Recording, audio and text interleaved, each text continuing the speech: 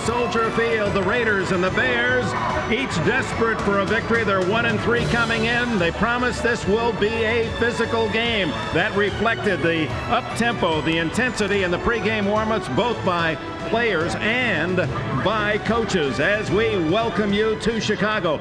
12 years ago, I was here. These two teams played. It was the most brutally physical game I've ever seen. Mike Ditka was here. He might confirm that. In fact, they carried quarterbacks out of here, McMahon and Mark Wilson and David Humm. It was a real war zone. Well, they're hoping today it'll be a physical game again. The Chicago Bears feel like that's the only way they can win this game. In my opinion, they do not match up well in size or skill with the Oakland Raiders. Today, they're 1-3, get the crowd involved, make it a physical game, and they think to win it, the defense has to play the perfect game. So the Bears defense is the call from Wanstead. That was the weakness a year ago, so he built that up in the offseason, and now today it's the offense that's patchwork. Yeah, their strength is gone. Eric Kramer, the starting quarterback for the first 4 games, will not be playing. But the interesting thing, Salam and Harris were the two guys they wanted in the backfield because they complement themselves so well. Last year, they didn't play one down together. This year, in 4 games, they have not played one down. Now, Harris is gone, Salam is back, Kramer's gone. What do you do? All right, and Eric Kramer replaced by the 17-year veteran David Craig, acquired in the offseason. A big game. The loser is 1-4. Brian Cox and the Bears hope to turn things around. 2 for 2 after replacing Carlos Huerta. Well, before the game, he hugged his former boss, Al Davis, and he told us yesterday that he would like to see this game not have to come down to a final field goal, but if it does, he would like to show that the Raiders let him go just a bit too early. Dick? All right, Jim, and it is Jaeger who watches as Sauerbrunn kicks it off. Carl Kidd in the end zone for the Raiders, takes it out. The gamble pays. He's to the 25, the 30, and down the sidelines, where Sauerbrunn has to block him out of bounds at the 46-yard line.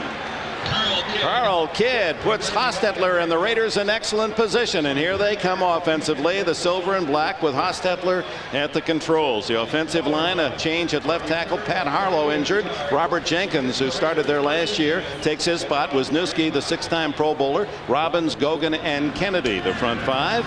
Napoleon Kaufman, his first start for the Raiders, will bring his speed and dash. Derek Fenner, the fullback. Brown and Jett, the wide receivers, and rookie from Ohio State, Ricky Dudley, is expected to have a busy day today. Hostetler comes out throwing into the flat to Fenner, through his fingertips. He was wide open. Defensively, the men in the deep blue of the Bears: Al Fontenot, Jim Flanagan, Carl Simpson, and Alonzo Spellman in the 4-3 alignment, with Kane, Cox, and Smith, the linebackers. Wolford and the rookie Walt Harris, the #1 pick from Mississippi State. Marty Carter leads and tackles again, and Mark Carrier at free safety. Starting from the 44, 2nd and 10. Fenner, flanked out, comes back in motion. Fake to Kaufman. Under pressure, Hostetler has to throw it away. Closest was Tim Brown. 3rd and 10, and already second play of the game, Spellman and Steve Wisniewski get close. Yeah, well, we talked to Wisniewski yesterday, and this guy is scary when you just in a room. I mean, I wanted to have some fun with him, and I thought, well, no, let's not do that. He said, I'm going after people time and time and time again. He plays to the whistle blows, and the Raiders, 23 consecutive games without a touchdown on the opening drive. They just don't come out and use their plays to take advantage of a defense early in the game, and that's one of the big problems they've had. And now the Bears show blitz on 3rd and 10, and here they come. Picked up well, the throw complete, but tackled immediately is Darrell Hobbs, short of a first down. Just to follow up on that point, Phil Simms, in your opening drive as a quarterback, didn't you always feel that was a drive you should score on? Use the plays, the defense the other team has not seen, Dick, and you're right. Go out there, catch them by surprise. The easiest time in the game to catch the other team by surprise, off tempo, whatever, the opening drive. The Raiders just never seem to come out and show something new and get the ball down the field for those easy gains. Yeah, they come out 4th down and 6, unable to move the ball, and Bobby Ingram, the rookie from Penn State, back at the 10-yard line as veteran Jeff Gossett hits a high wobbler that Ingram fair catches just inside the 20-yard line. So Chicago has the ball for the first time. And Dave Craig, wearing his NFL years on his jersey, 17, has these blockers: Heck, Perry, Fontenot, the rookie Valerial, and the big cat James Williams, who is playing injured. Valerial is playing for Todd Berger. First time he's played guard this year. The backfield has Salam returning, although not quite 100%. Tony Carter, the blocker. Timpson and Conway, he's the deep threat. And Ryan Wetnight, he's nicked as well, but will start at tight end. Craig from little Milton College of Wisconsin. What a great story, an amazing story he is. Tight end in motion. Craig to throw out of the backfield, complete to Carter, the fullback, who rarely is the receiver, and caught only 3 all year, so there's a little surprise in the opening drive. He has a first down across the 30. Lorenzo Lynch, a former Bear, made the tackle, and here are the Raiders defensively. Nolan Harrison for Anthony Smith. Smith did not report, did not make the plane here to Chicago, and will be fined, suspended. Maryland, McLaughlin, Swilling, the front four. Fredrickson, Beekert and Jones, the backers. McDaniel and veteran Lewis at the corners, and Lynch and Anderson's replacement Darren Carrington at safety. First down. Salam. And not much pop there by the big running back as a rookie last year. Rushed for over 1,000 yards. Maryland and McLaughlin in the middle made the tackle as Mike White under some pressure. The team started well last year, but since midseason when Hostetler was injured, they have struggled. Well, they struggled for a lot of reasons. Turnovers, penalties continue to plague the Raiders in every single game, and they just seem to have lapses somewhere where they give up a couple touchdowns or make those turnovers, and you just can't do that and expect to win consistently in the NFL. Yeah, the injuries. You saw Harvey Williams on the sidelines. It is Salam again to the 37, where he's 3 yards plus shy of a first down. Beekert, the tackler. The other thing, too, is, you know, and when you look at the first 4 games of the Raiders, Phil, they have not put the offense, defense, and special teams together in any of those games, even though they had won 1 ball game. Offensively, they've been struggling. Defensively, they have, 3 takeaways in the entire 4 games? I mean, that's incredible. The Oakland Raider brain trust upstairs calling the plays. Fred Poletnikoff, the Hall of Famer, closest to the camera. 3rd and a long 3. Craig. Incomplete. Wetnight had it for a moment. Incomplete is the call. Rob Fredrickson was there to cover for the Raiders. So 1 first down for Dave Craig, and Wetnight unable to pull that one in for another. Well, the Bears get a good matchup. Ryan Wetnight against Fredrickson. But Fredrickson has excellent speed, does a good job of getting his hand in there as a receiver reached out. Well, the Bears have been plagued by drops at Detroit. They had 6 last week in the loss. Sauerbrunn, who's had a tremendous start, the punter, after a dismal rookie year, sends this one high. Fair catch by Tim Brown. Ooh, fingertips it at the 27-yard line, and with that, a timeout. 12:09 remaining in the first quarter. Field, Raiders ball at the 27-yard line. Well, you know, there's 4 games the Raiders have not scored in the first quarter, but it goes back to 27 first drives that they haven't scored on. I mean, they just don't do anything in the first period. Benner in motion. Here's Kaufman, his first carry, trying to get outside, skips out of 2 tackles, still on his feet. Boy, that's a hard-earned 3 yards by the second-year man from the University of Washington. You could really see the speed, another little pushing and shoving, and this, I think this plays in the hands of the Bears because they want this game to be like this today. Well, this is twice now Alonzo Spellman. He said, if they want to be physical, I can be physical. Wisniewski said, we are going to be physical. Around the pile, I'm going to be hitting some people. Here comes Wisniewski downfield. Now watch this. He blocks Cox. Watch what he does. Now he's looking. I got this. I'll take the piece of this guy. How about this guy over here? Let me take another shot over here. Just has to get that last word in. I love it. He's a quarterback's best friend. I will say that, but Jeff Hostetler loves him because he plays so hard. 2nd down and 7. To the sidelines, and Tim Brown has his first catch and a first down at the 38-yard line. Donnell Wolford, the defender. One other thing, though, Phil, about Wisniewski, though, what he told us yesterday, he said, I want what I do to rub off on everybody else. Our players are now thinking about doing what I'm doing. Yes. I'm going to go downfield. I want to hit people in the pile. I want everybody else to do it. You're right, Paul. He does hustle down the field after the plays go by him, and and it should be contagious. It should set an example for the rest of these linemen and the running backs, whoever, to hustle, make a play until the whistle blows. 305-pounder from Penn State has made the Pro Bowl the last 6 years.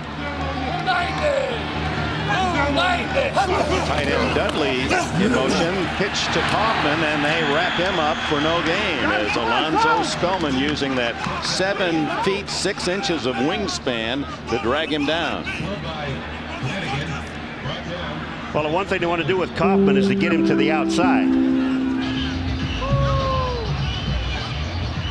And here comes Spellman, 90. I mean, he just fights off Wisniewski. He's the guy that really makes the play on this. He cuts it back to the inside and gets help on the inside from his defense, Joe Kane. First look at the other early action. Cincinnati with a field goal lead.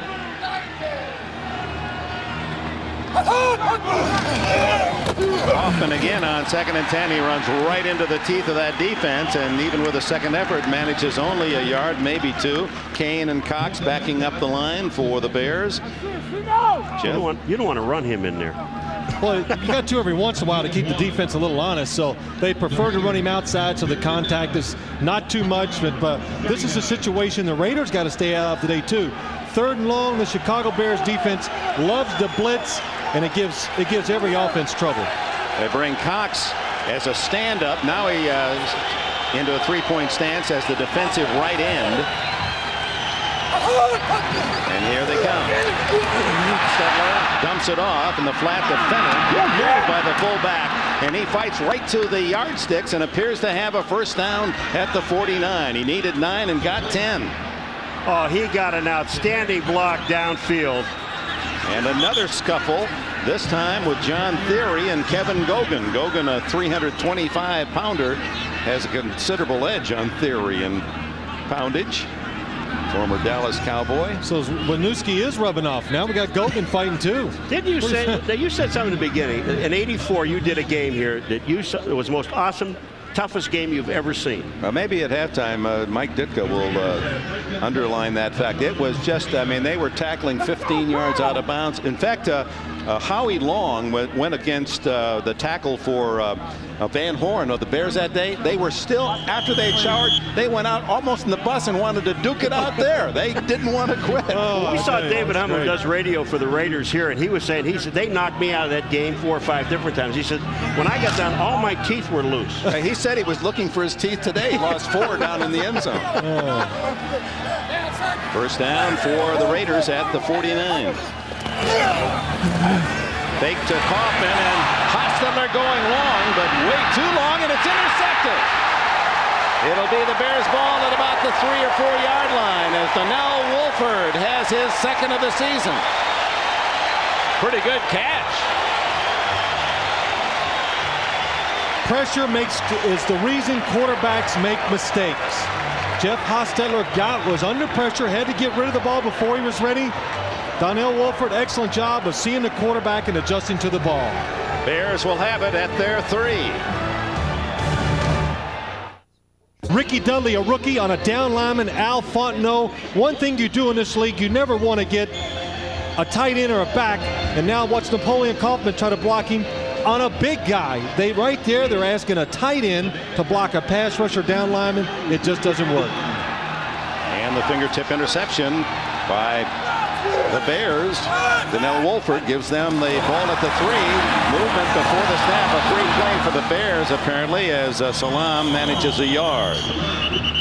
Now, the Oakland Raiders, here's a team, one of only 4 in the league that are in the top 10 offensively and defensively, and yet they're 1-3. Well, that just shows you stats, what you can do with them sometimes.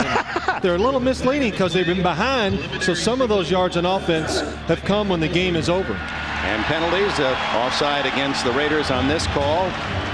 Perennial leaders in the NFL. And this is just what this drives me crazy, and I know it does, and the coaches too, but you've got to stop this. You have to be vocal with your team.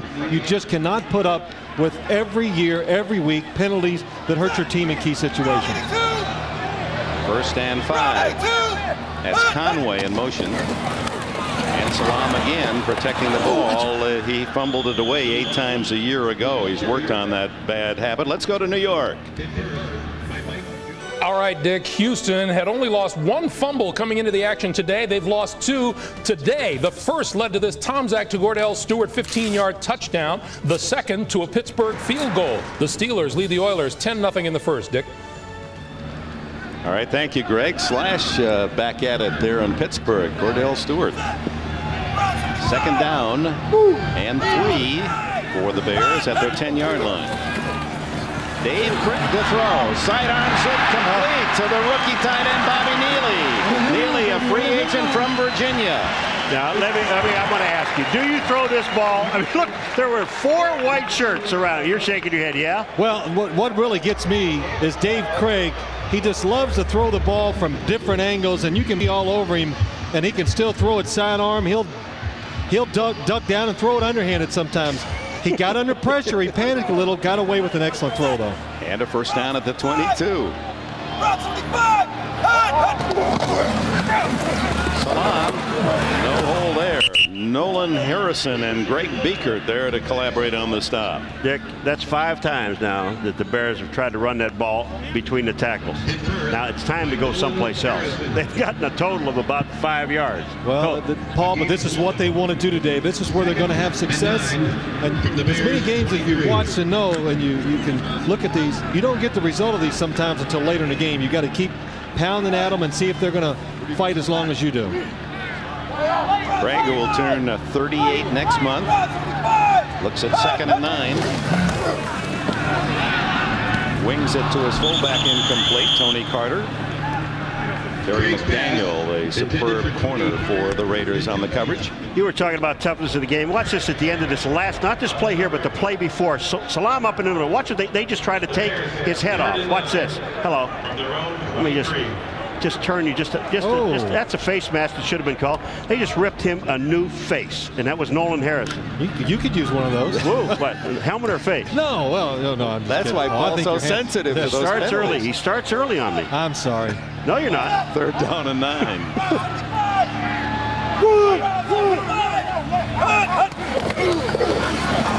Craig. Incomplete, or is it? Yes, incomplete. Conway, and for the Bears, that's a fortunate call. And they ruled that a completion. It would have been a Raider touchdown on the fumble. What a nice play by Terry McDaniel. I mean, just stripping the ball. Excellent job of Terry McDaniel seeing the quarterback. The throw, he gets turned around, but he comes in and drives, and I don't know. It's pretty close. Well, the ball was he never had control of the ball, Conway. I mean, he was slipping down, and you have to have control of the football. That was an excellent call. Sauerbrunn, who had his shortest kick of the year, 37 yards the last effort, with Darrell Hobbs back at the 31 for the Raiders. Wow, a mild breeze, a beautiful spiral to the 23. 30. Hobbs out of bounds at the 37-yard line. Flag is down. And Dave Wanstead and his counterpart Mike White wait for the signal. Usually against the returning team. Well, it was a late flag, and it makes me think that it's already back at the line of scrimmage, Phil. It's either a legal man downfield or there's also one down at where he went out of bounds. So there may have been unnecessary roughness on the tackle. They appeared to be a bit too enthusiastic beyond the field of play. Well, it's a legal motion on the Chicago Bears at the line of scrimmage. Howard Rowe, the referee, the man in the white hat. Mike White in his 2nd year, his team has won only 1 of the last 10. So to say he's eager for a victory is an understatement. I'll tell you another thing that's better happen in this ball game. These officials better take control of this game, because we're looking at every single play. Somebody's put illegal formation on number 53 on the offense. By rule, that penalty is negated. Illegal block on the return receiving team. 10-yard penalty. First down. So those are not penalties that nullify one another. The personal foul or the Chicago no score with 5.5 minutes remaining in the opening quarter. Raiders start at their 26-yard line after the penalty. Kaufman, no room there as Carl Simpson and Jim Flanagan close the gap. I'll tell you who else. I'll tell you who's playing a spectacular first quarter is Alonzo Spellman, number 90. This guy is not going to be blocked, and he's playing with only one hand. He's got one in a cast. But number 90, Alonzo Spellman of Ohio State, this guy is here to play. Here he comes. See that left hand wrapped Watch heavily. this. Back inside and helps out on the tackle. That's beautiful. And he is making a contribution to the Chicago educational system that is truly remarkable. We'll tell you about that. Stetler to Fenner. And the fullback to the 30, the 31-yard line. It'll be 3rd down and 5. And a flag is down. And there's some more extracurricular. Well, Robert Jenkins, he wanted to get in, so he pushed Spellman from the back. Howard Rowe says personal foul against the Bears. Would it be Wisniewski in here again? Here comes Wisniewski, 76. Watch him, folks, on Spellman. Wham! Now he's down. And watch what is it? It's not him. It's Cox is the guy that goes in and hits him, and that's what they call. Here comes the flag in. That seemed rather minor, if that was the penalty. Now they signal it's against the Raiders. So Howard Rowe, either it's both ways or he pointed wrong. Number 76 on the offense, unnecessary roughness. 15-yard penalty. Repeat 2nd down. That makes more sense, doesn't it? Yes. Well, it's always, well, let's be honest. It's people complain about Steve Wisniewski all the time, late hits, and they're always very close. Right then, again, very close, right up to the tackle, but the referee thought it was. He said he carries it right to the whistle. He said his Mike Munchak, a former Penn Stater, was the man he modeled himself after in terms of technique, but in terms of attitude, Matt Millen. He loved Millen. Well, that still picture we saw, that's the only time I've ever seen him smile. After the penalty to give is to Kaufman on the sweep. Get that speed outside, no go. Down at the 19-yard line. Well, the Steelers had just scored moments ago. Greg, what do you have for us now? Dick, they keep on scoring. The Oilers with 2 turnovers that led to a touchdown and a field goal. Then the Houston Oilers had a field goal blocked. And look at this catch by Charles Johnson. Tomczak, his 2nd touchdown pass of the day. This one good for 63 yards. They're still in the 1st quarter. The Steelers lead the Oilers 17-0, Dick. Yeah, 2 of Mike Ditka's favorite quarterbacks, Jim Harbaugh and Mike Tomczak. They're 1 and 2 in completion percentage starting today. Hoffman streaking around the corner, gets to the 26-yard line, but that's well short of a 1st down, and the punting team comes on. I'm going to tell you, they just buried Alonzo Spellman. Wisniewski, he gets help, and they bury him and put him on the ground. This is not Wisniewski's show, but watch what he does. He comes back, he peels back, he goes down. Wait a minute. Now they're Barrett Robbins. Yeah, he's going to help. Look at here. Let me get Spellman out here. Oh, this is. It's a tag team. Checking his social security number. Here comes Gossett to punt. His last for 32. Here's Bobby Ingram. Bad kick, but it takes a good Raider bounce, and then Ingram gambles, and it pays off for about 8 yards out to the 45-yard line. So the Bears with their best field position when we return. 3:09 left in the 1st quarter. Up top is where you see the pushing, and he didn't like it, so he grabbed a face mask. And now we'll take our timeout. Still no score. The field, and the Raiders presenting Chicago with some 15-yard presence penalty-wise, and now a 1st down at the 40 for Dave Craig and Chicago.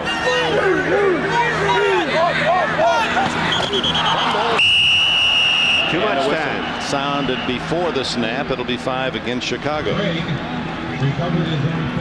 Dave Craig saw a blitz. He was checking off to another play, but the Raiders did a good thing too.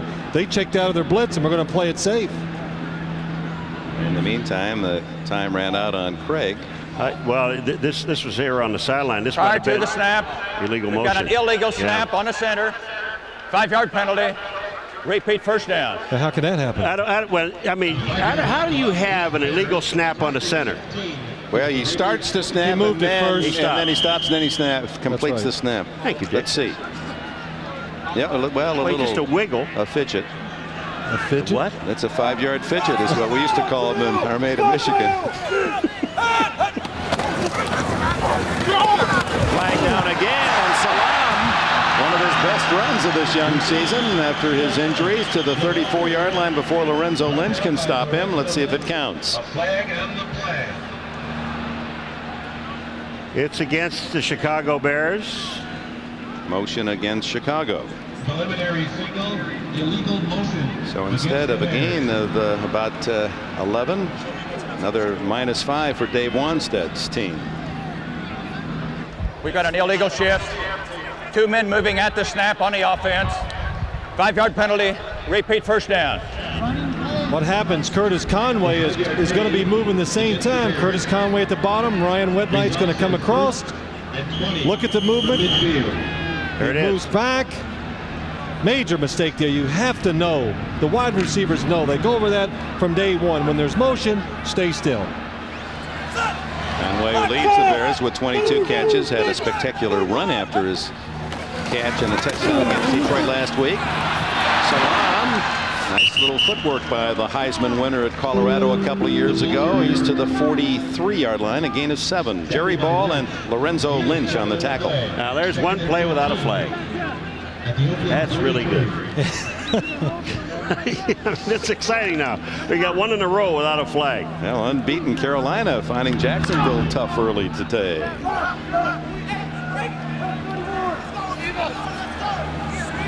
Second down and a long 13.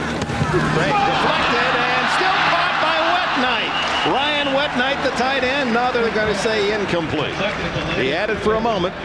Andre Bruce knocked it away. This was almost a great play by Whitknight. Well, it's an excellent play by the Raiders defensive line. When you watch the quarterback and he takes a short drop, I don't know why more defensive linemen don't do it, or linebackers in that case. Get your hands up, because you're not going to get to the quarterback. At least create some tough throwing lanes for him. Phil, this hit the defensive end in the shoulder. This is a real low pass. Third down and 13.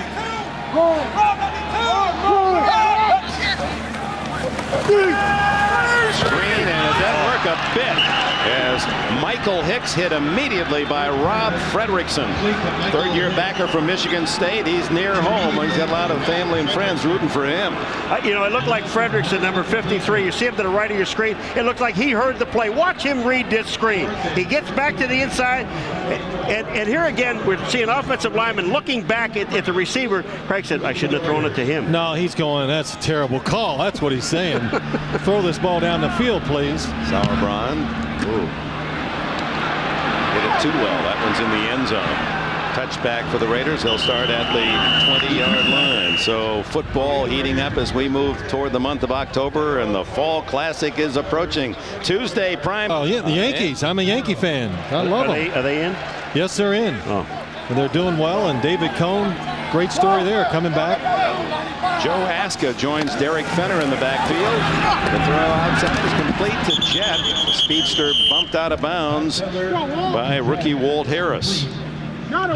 This is one area where the Raiders think they can take advantage of the Chicago Bear defense, and that is outside, because the Chicago Bears like to play most of the defenders inside. Their corners have man coverage. They play soft a lot, throw outside routes to the wide receivers. James Jett there takes advantage of the easy defense. And also a rookie. Their #1 draft pick, Walt Harris, is a rookie.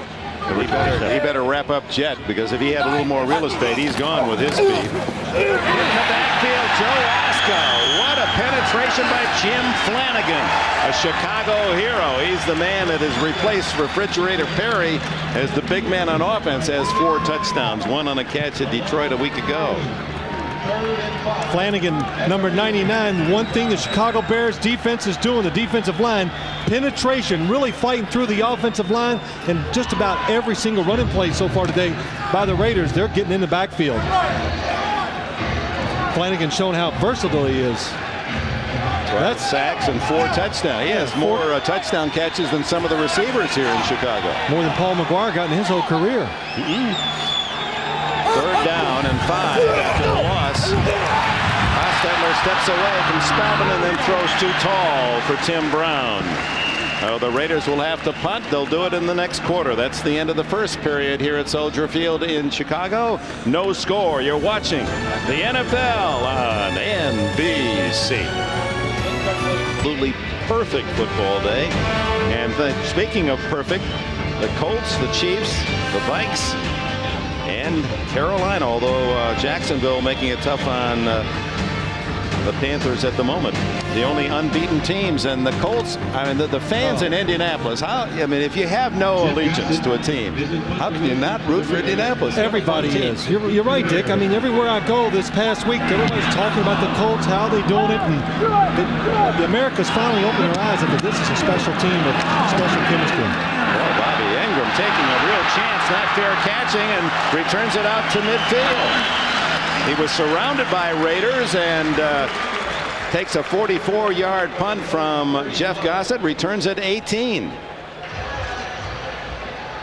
Well, Bobby Ingram, you know, when you're standing back there, you have a feel for who's coming down. He knows if he makes the first man miss, he's got some blockers. There's also another missed tackle, but Ingram bounces back to the outside. Just a good run. He picks up an extra about 17 yards. You know, you said to me when we were at a break, you know why the Raiders, I mean, they haven't scored a point in the first quarter now in 5 games, and you know why. We'll get to, we got to wait, listen, then we'll get to it, because I know you got a long story. Yeah, no, I don't. First down for the Bears at the 49, no score. Craig gives to Hicks, and the rookie from South Carolina State, Michael Hicks, shows you a good little burst of speed and a gain of nearly 5. Go ahead, Phil. Well, Michael Hicks right there just running up inside, and Paul, we're starting to see a little results of running inside by the Chicago Bears. Keep running at this defense. If there is a weakness and people think it's running inside, they seem to lose concentration. Jerry Ball, Chester McLaughlin, and Russell Maryland, good defenders, but somehow people keep getting the ball in there for good games. Is that the answer to your question, Paul? No. He'll get to it eventually. 2nd and 4. Hicks to the 43, where it'll be 3rd and 2. Let me reword it for you now. Let me reword it. Here we go. You ready? I'm ready. Same question I asked before. I'm going to reword it. Why don't the Raiders score in the first quarter? Okay, now I can understand it. There you go. That's better. Paul, really, real quickly, the play calling, just no imagination. I didn't see anything new. We talked about that. Show the defense. They don't know what to expect. Show them something new. Catch them by surprise. Get a big play. Make the scoring drive easy. Oh, no score. The Bears and Raiders neither a serious threat. 3rd and 2. Hicks outside. Oh, tackle to deny the first down by Terry McDaniel, knifing through from his cornerback position. If Terry McDaniel, if he doesn't make this tackle, Hicks may be gone. I mean, Terry McDaniel comes up and just goes right at his feet. C36 at the bottom, sees the run, watch him come back into the picture, down underneath. What a great play by a corner, an all-pro corner. But here he is, he's on the receiver. Now he sees the run back inside. That's outstanding. But I got to say this real quick. That hole was inside, 3rd and short. Don't take it outside unless it's completely taken away inside. Sauerbrunn lifts a wobbler to Tim Brown, who takes a chance and is hit immediately at the 16-yard line. Whoa, some gambling by the kick returners. A 28-yard punt. No return. We'll return in a moment. They don't know who they're talking to. That's why they're not calling plays that you want. You don't like this offense, either one of them, do you? That's like your brains are scrambled. That's what that is. First down for the Raiders, who are just a yard better on offense than the penalty yardage. And they gain nothing on that carry by Joe Aska, the 2nd-year runner from Central Oklahoma.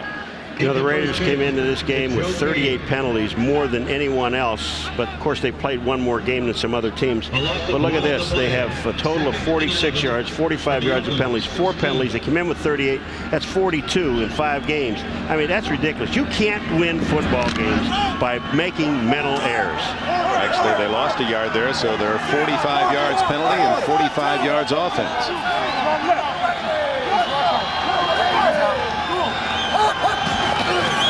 To throw. And it comes from Spellman. To the sidelines to Jet. Does it count?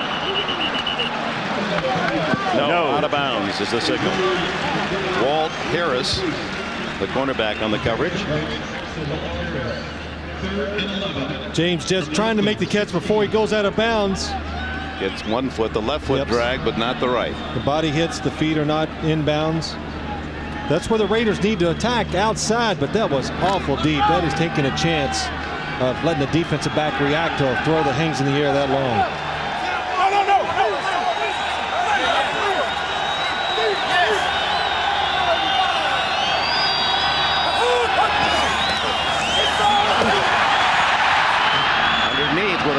flag down. And it's Tim Brown who has what would be a first down if the penalty is not against the Raiders. Barry Minter and Kevin Minifield made the tackle. Howard Rowe to check on the call. Bears are clapping, so it's against the Raiders. That's penalty number 5. Illegal formation. Number 64 lined up off the line of scrimmage. Only 6 men on the line of scrimmage. 5-yard penalty. Repeat, third down. Robert Jenkins, the left tackle, replacing the injured Pat Harlow, trying to get the edge on that defensive end. It was not lined up properly. They allow you some fudging there. You can be a little off the ball to the waist of the ball. And back to the center. He's going to the waist of the guard, so he was entirely too far back off the ball. An easy call. Look at Robert Jenkins here. You can see he's lining up against the guard. He must do it against the center. So instead of a first down, it is 3rd and 16. Draw play. And he is toppled at the 25, 2 yards short of a first down. Donnell Wolford made the tackle along with Marty Carter. Now, you said at the beginning of the show, and you talked to the Chicago Bears, Phil, and we talked to Wanstead yesterday. He said our defense has to play a perfect game in order for us to win it. Right now, they're playing that perfect game. And so are the Raiders playing a perfect game on defense. So if you like defense, folks, stay with us. We're not seeing much offense. Jeff Gossett to punt, a 15-year veteran from Eastern Illinois. And Bobby Ingram, he's shown us already that he's fearless on these returns. He stands at the 30. Good driving kick. Ingram has some room at the 22. And is tripped up by Olanda Truitt, rookie from Mississippi State. We'll be right back. Back in Chicago with a reminder to follow the NFL on NBC at NBC.com/sports. Scoring updates, game summaries all day long. Weekly interactive poll question. You can ask questions of Phil Simms this week. That's NBC.com/sports. First down Chicago, no score, second quarter. Oakland as Tony Carter had worked earlier and does again to the fullback on a first down at the 42-yard line. Fredrickson and McDaniel made the tackle. Let's go to New York. Greg? All right, Dick, at Cincinnati, after the Broncos took the lead on a John Elway touchdown pass, 3rd and goal, Jeff Blake on the quarterback draw from the 2-yard line with the extra point. The Bengals regain the lead on Denver. It's 10-7, 12.5 to play in the first half, Dick. Thank you, Greg. And here, no score. Ball at the 43-yard line. The Bears with the first down. The only time either team has crossed midfield was on a penalty. The Bears got to the Raider 40. Play action for Craig. Throws down the middle. It's Michael Timpson, his first catch of the season, or today rather. 14 catches on the season. And a first down deep in Raider territory at the 26-yard line. 31 on the play. James Trapp had him covered, Phil. Had him covered and makes the mistake of going for the ball before he should have. He should have waited just a half a beat more. Really, Dave Craig a little lucky, throws it behind. James Trapp overplays it. Pretty good concentration, though, by Timpson to pull that one in. Yes, it was. And Dave Craig, again, sliding under it, throwing the option pass, and a good job throwing under pressure. And off to Salam. No gain as Nolan Harrison, playing for Anthony Smith, made the stop. He's still laughing from the last pass he threw. Did you see that duck? I mean, look at this ball. Wait, look, he sees the defender. Look at the ball. Chester McLaughlin's got ready to send him in the next week, so who cares how it looks? He invents those passes when he's up there in the tree with a bow and arrow hunting as he was Friday. Oh, man.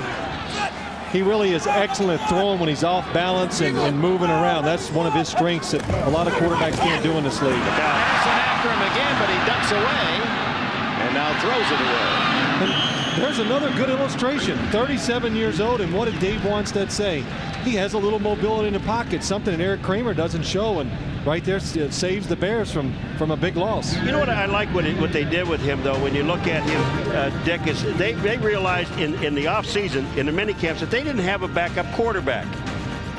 Here's a man they acquire in his 17th year in the top 10 in significant statistics. I mean, he can be excused for those fumbles. He has small hands and he's able to kind of swallow that hard. #1 all time. But here is a guy that had 200 touchdown passes other than Marino quicker than anybody. Unitas was the other. Throws a little low on this one. And that'll bring up 4th down and a chance for the new place kicker in Chicago, Jeff Jager, to put a 3-point pinch on his former teammates. The last time Jager was here on this field, he was in the uniform of the Raiders and kicked 3 field goals, 1 in overtime, to beat the Bears.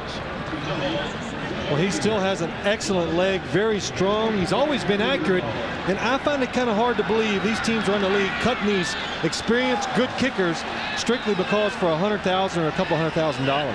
44-yard attempt. The Bears lead it 3-0.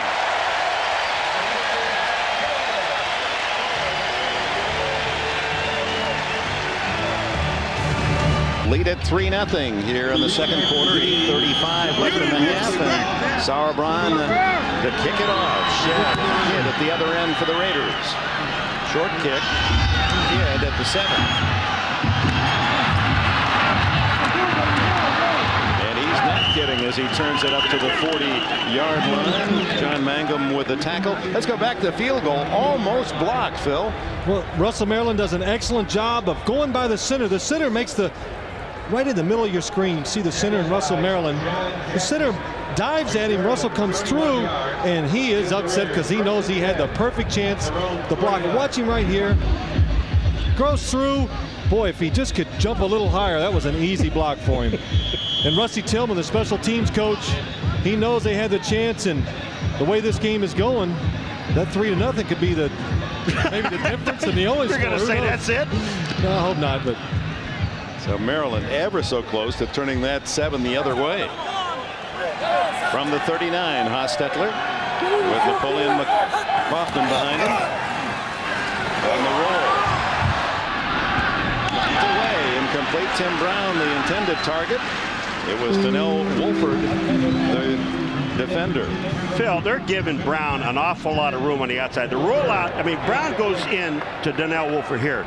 But when off the line of scrimmage, Brown had about a 12-yard cushion. If you show just a quick out, an 8-yard out, you got it. 8 to 10-yard outs are there. When you go up to those 15 and 20-yard routes that the Raiders are running, that's when the corner is taught to set and wait for it. That's what they're doing so far. And Brown runs right into him. Brown thought that Wolford had a little extra right hand on him. No penalty. This is Aska. Wolford makes the tackle. Boy, he's all over the place. Donnell Wolford has an interception, breaks up the pass, now makes the tackle at the line of scrimmage. You know, I'm looking at this offense, and what I'm saying is, okay, this play didn't work. Let's try this next one. That one didn't work. Let's go to another one. I mean, it's almost like they haven't run the same play twice. You're trying to get a toss to the outside with Aska, and it's just not happening. Donnell Wolford is up playing the run. They see the guard pull. Purdue was the #1 pick of the Bears 7 years ago out of Clemson. 3rd and 9. Oakland only 1 for 5 3rd down, and the Bears 0 for 5. Bears are the worst in the league, just about coming in. Almost intercepted as Hostetler trying to throw to the big tight end Dudley over the middle. And here's Wisniewski and friends active again. Flag down. The Bears were offside. Yes.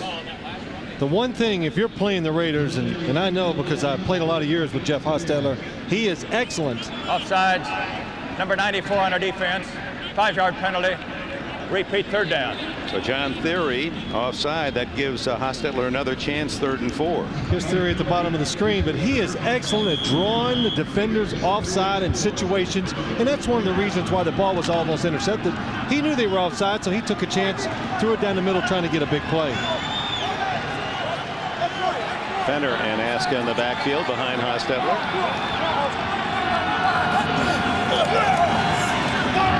Incomplete. Timing just a little off. Wolford was there to cover. Here goes Wisniewski and Alonzo Spellman again. Well, this is every play, and these guys are going to carry this battle all day long. And Steve Wisniewski, number 76, Wisniewski, to the left of the center, and he's on 90 on Alonzo Spellman. Here it is. Watch what happens.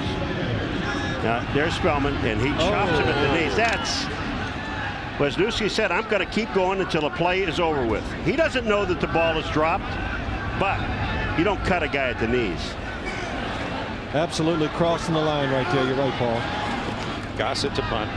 Bobby Ingram waits. It's a short kick. Comes up to take it at the 22. And runs out at the 28-yard line.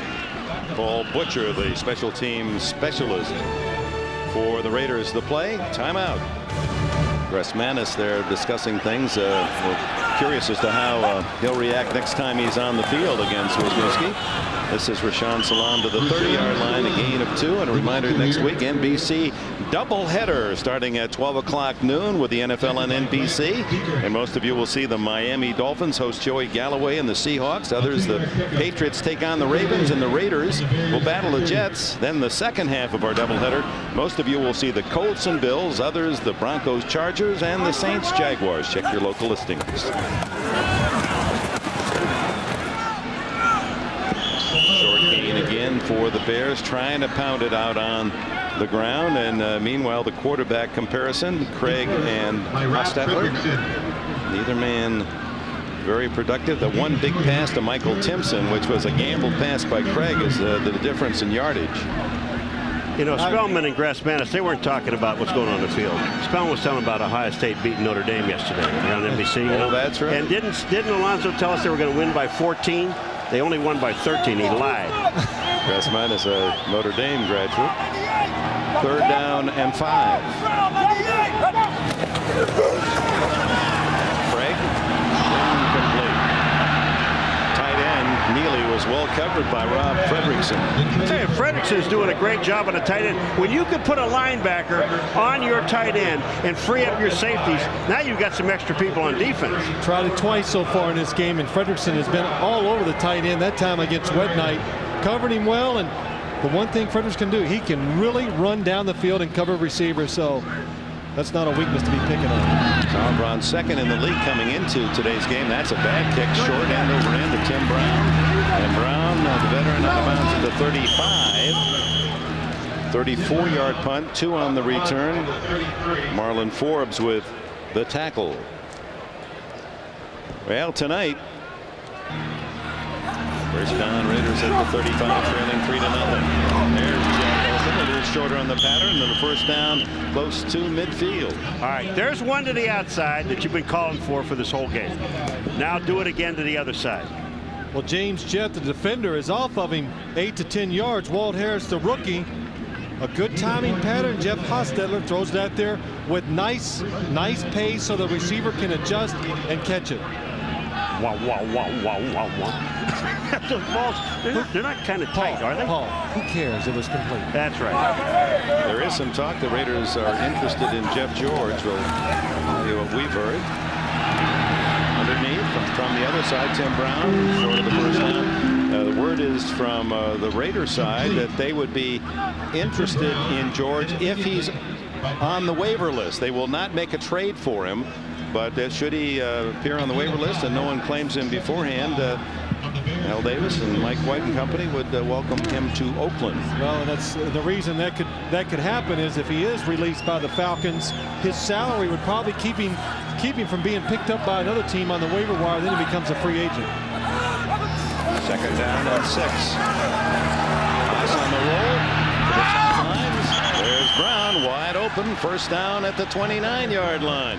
This is the Raiders' deepest penetration. Yeah, they go to the outside. This is what you talked about in the first quarter, Phil. If there is a weakness on the Bears defense, Dick, it is to the outside in those short 8 to 10-yard routes. And if you just keep doing that, they keep backing up, but you're going to get your field goal anyway. Well, it's an excellent job by getting Jeff Hostetler outside the pocket, throwing against a rookie again. Tim Brown was able to drive him those extra couple yards, make him turn around.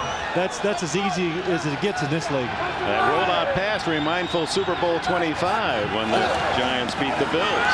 Hit and dropped for the first time. The sack goes to Joe Kane, his first of the year. Well, they froze the linebackers on 2 plays before with a play action pass. Then they ran a rollout pass. This was just a straight drop back pass, and Joe Kane, number 59, comes from the outside, and nobody blocks him. I mean, look at here. There's nobody to block. It's just a protection breakdown by the Raiders, not accounting for a linebacker.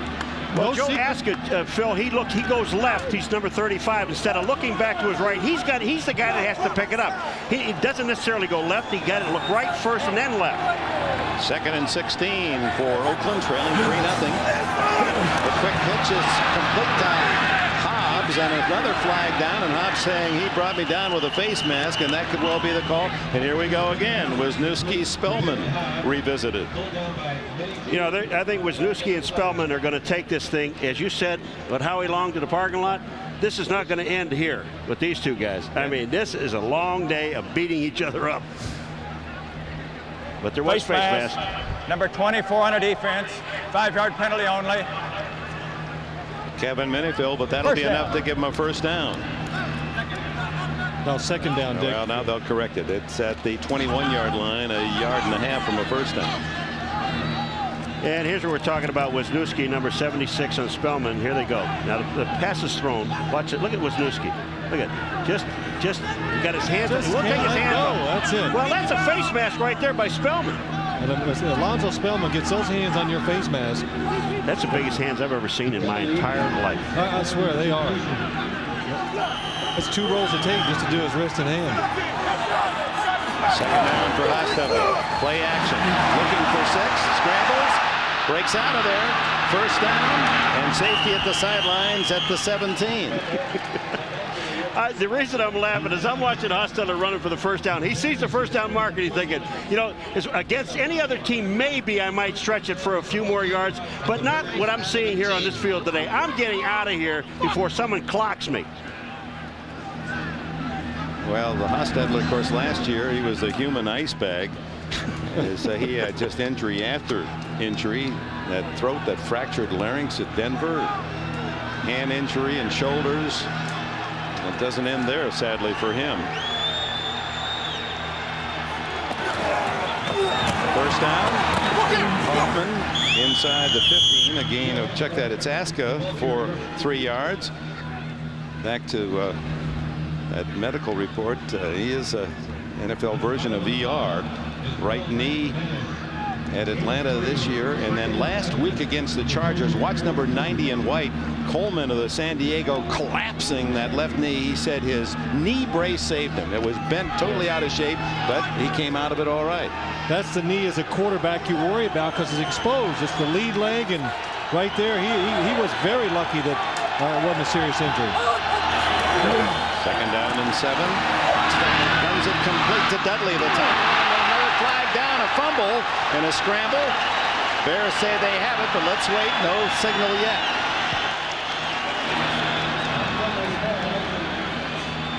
The penalty may dictate what happens here. First of all, the Raiders say they have it, Dick. So that clears that up. So the Raiders and the penalties against Chicago, illegal use of the hands or illegal chuck, but they'll probably take the play here down to the 7-yard line. I'll tell you what I liked about this play. You go to the rookie tight end, Ricky Dudley. This is the first pass they've thrown to him in this ball game. He hadn't caught very many this year, but this, at least they go to the guy.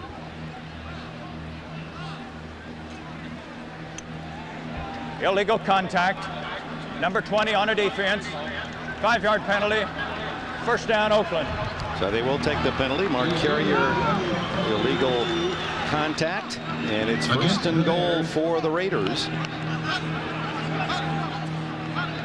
Rain, you can see some spots on the uniforms, light rain falling. Mark Carrier on the inside is going to hit Tim Brown down the field. As you can see, you can hit him inside of 5 yards, but not deeper than that.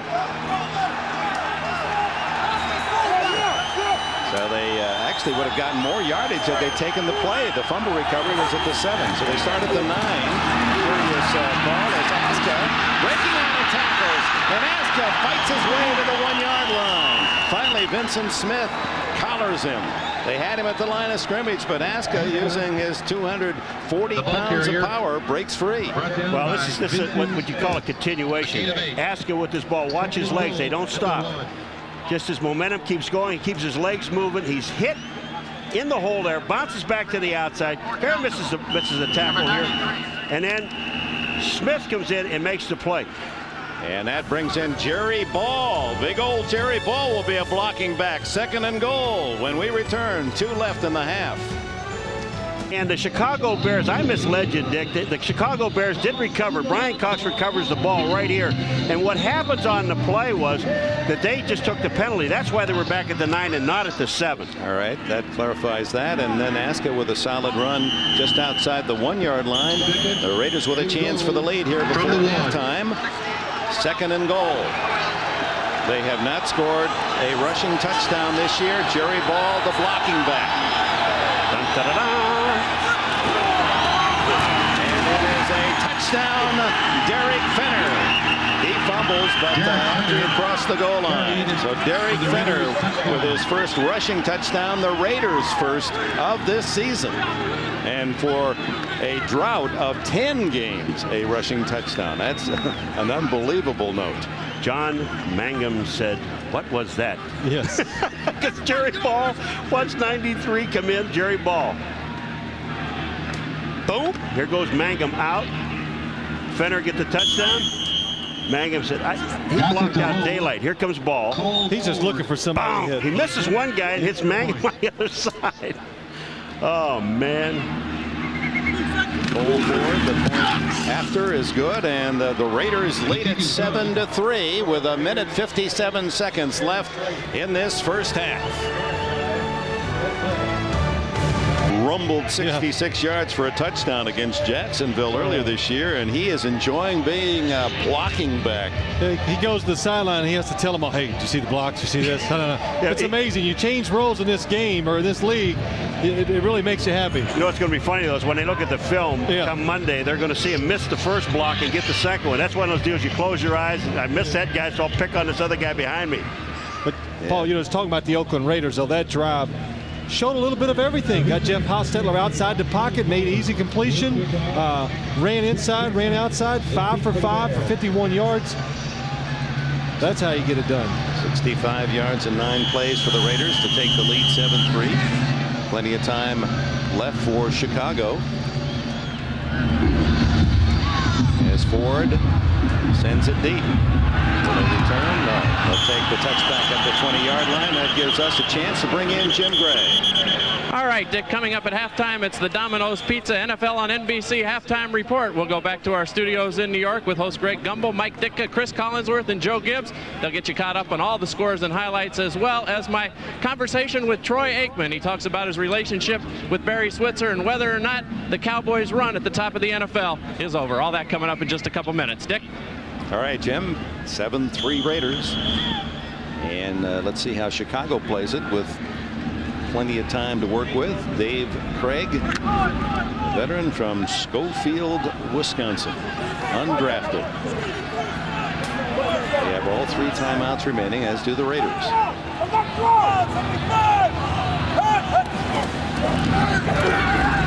Craig complete to Salam. Covered by Terry McDaniel. Well, there's risk and reward here. You take the chance of trying in the final 2 minutes with passes to move downfield, but if you're not successful, then the Raiders will get it, and they have all their timeouts left. Well, they're going to. I would think the Raiders would go ahead and take it for the simple reason, Phil, that they were so successful in the last drive. I mean, if they have a chance now, they want to continue with that momentum in this first half. Absolutely. They get a chance here. They want a chance at a 2-minute offense because you got good feelings. You got the play selection going the way you want. Draw play. Salam well read by Pat Swilling, the veteran defensive end, not fooled a bit. Gain of a yard. Timeout called by Chicago.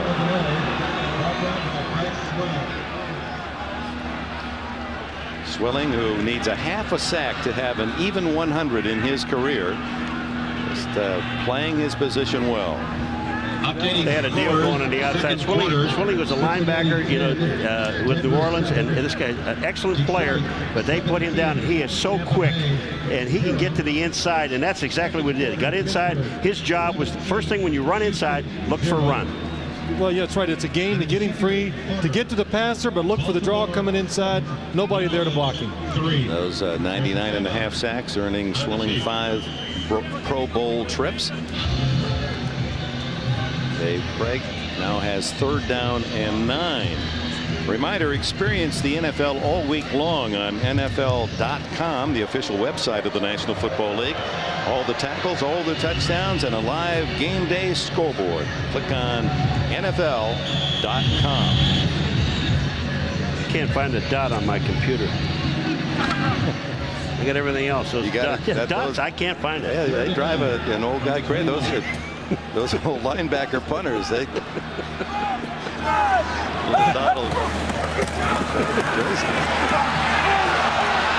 has to throw it away, and there's not a blue shirt in sight, but no penalty flag now. So there it is for the Raiders. Only 18 seconds consumed, and they're going to get the ball. Albert Lewis, a defensive back from the outside, comes in. The Bears do an excellent job, and Mike Jones to the top, an excellent job of picking it up. But Dave Craig looks down the field, and there was nobody even close to being open. So good job of just throwing it away. So Sauerbrunn, if he needs a big punt, this is the spot with Darryl Hobbs deep for the Raiders. This one fairly short at the 36. Oh, look out. Got some room now.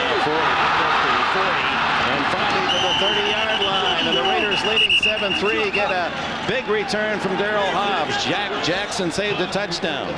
See, this is one of the things as a punter you just don't ever want to do in this kind of a situation, or any situation. A line drive kick, because you only right down the middle of the field, and you only have two guys really going when the ball is snapped. The two outside guys are the only two people who can go. When you give a guy like Hobbs that running room, he trips on his own feet. Sauerbrunn was there. He might have made the tackle. I said might have. But you just do not line drive a ball. You can kick it short, but kick it high. Well, Sauerbrunn has been averaging 49.7 a punt, and his net is 42, second best in the league prior to today. But this is the way he kicked the ball last year. What are these little guys on his left ear? Punters do not wear earrings. Raiders from the 29. Hostetler into the flat. Fenner. Manning can't tackle him. Fenner out of bounds to stop the clock at the 21. 1:22 left in the half, and the Raiders have all three timeouts. No, they took one. Oh, they took that one. Yeah, they still have the two timeouts. They're saving time. They got 1:22 and two timeouts. They got all the time in the world. Time is not a factor for the offense right now, but the Bears defense, you've got to stop them. You've got to hold them to a field goal, because what we've seen from their offense so far today, they get down 14-3. I don't know if they can come back. Toss to Fenner, and he's brought down in the field of play, so the clock continues to run as Brian Cox slowly getting. He hasn't gotten up yet on the sidelines. Brian Cox made a nice play down the line of scrimmage, and also Donnell Wolford is the guy that made the tackle. Well, the Raiders use their second timeout. 7-3 Oakland. The injured Bear. What's with young players these days? Take Play. Watch, his neck gets jammed as his head is in the rear end of Fenner, and you'll see it right here. It's just jammed, whether that's it or not. That was a great play, though. He and Wolford to make the defensive play, and he's on his feet now. So he jogs off to the delight of the Chicago Bear fans. We'll see whether or not they still charge the Raiders with a timeout with the injury. That might have helped Oakland to save a timeout. Ball at the 23, third down and 4. Barry Minter.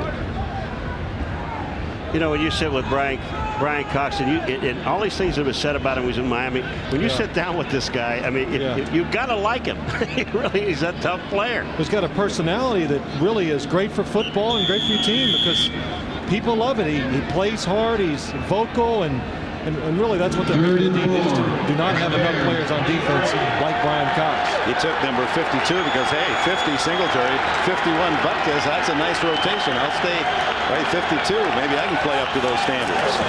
Hostetler, short yardage, and he gets it at the 16, and they call it a catch to James Jett. Wolford didn't think so. Clock running. Approaching the 1 minute mark left in the half. Plenty of time, no reason to hurry for the Raider offense.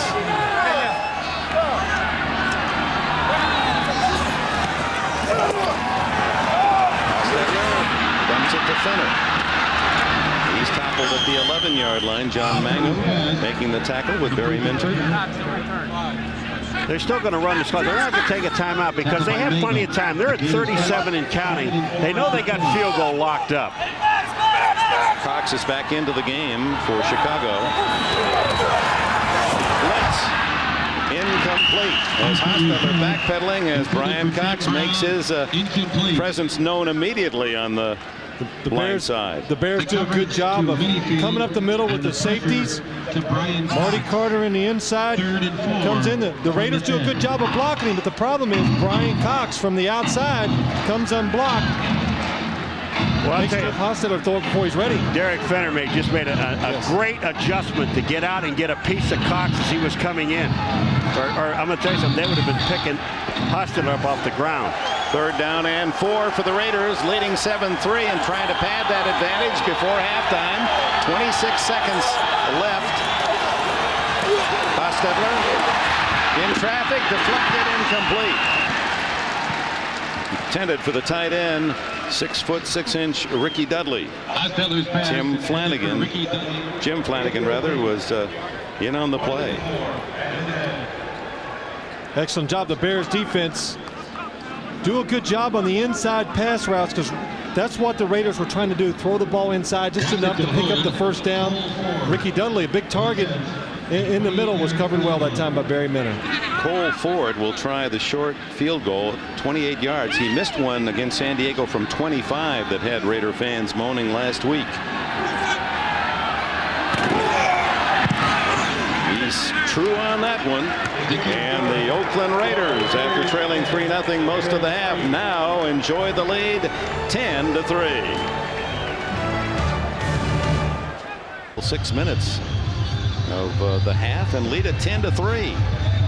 Well, it really is something how momentum changes. The Bears went up 3-0, and then the Raiders come down. They score in a nice drive where they mixed up everything. Hostetler went 5 for 5 in the drive, and then to hold the Bears again and get the ball back to get that 3. It woke their defense up too. That's the amazing thing about this game. You can be struggling on both sides of the ball. One has a good drive, and the other side all of a sudden, hey, let's go out there, let's get involved in this thing, and it usually works. Jack Jackson, number 88, the deep man for the Bears. This one is returnable from the 5. Priest gets a block.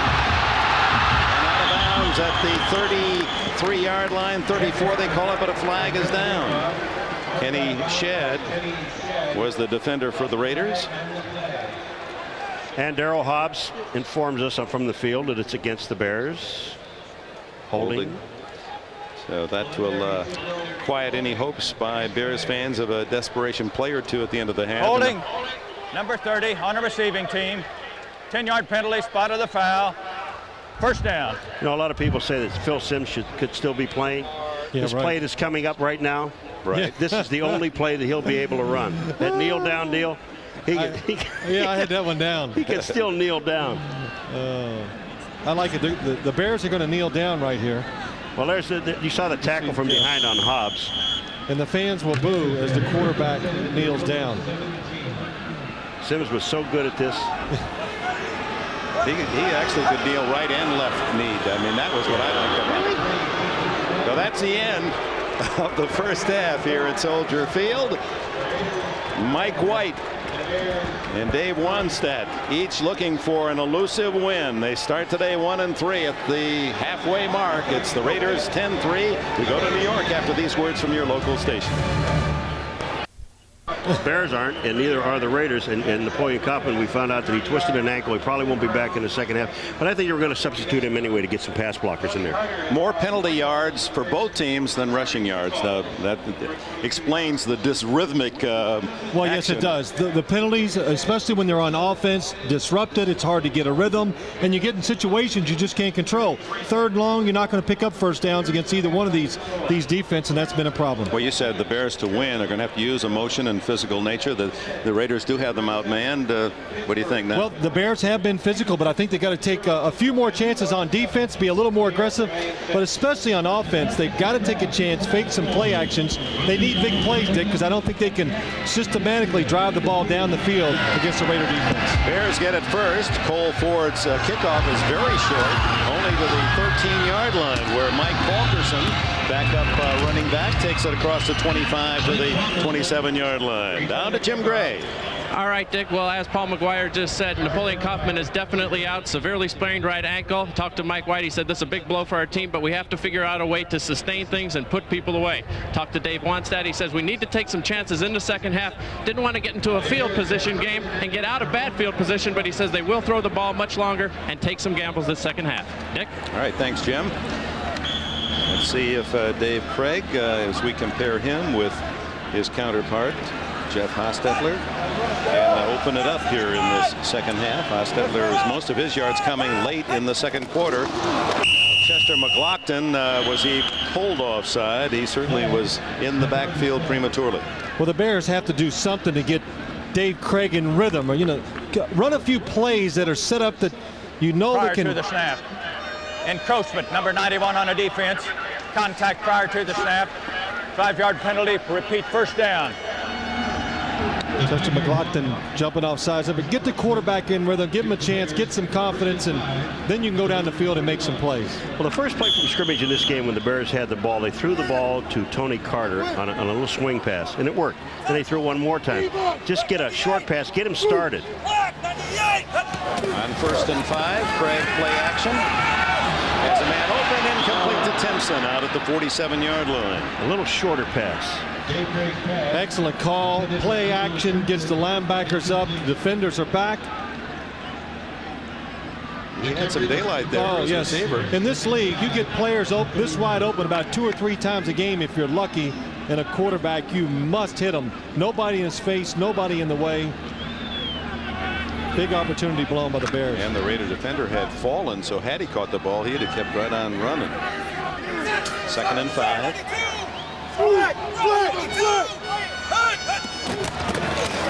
Salam had a hole, but it closed quickly as he reaches the 34. It'll be 3rd down and 2 as Andre Bruce makes the tackle. You talk to Craig, and one you especially, Phil, can appreciate his dilemma. This is his 5th offense in 5 years. The problem is, and you guys asked me yesterday, is that a problem? And that's, well, the big thing is protections. Learning when you're going to have protection, when you got to look quicker to get rid of it, and that's awful tough to be a successful quarterback.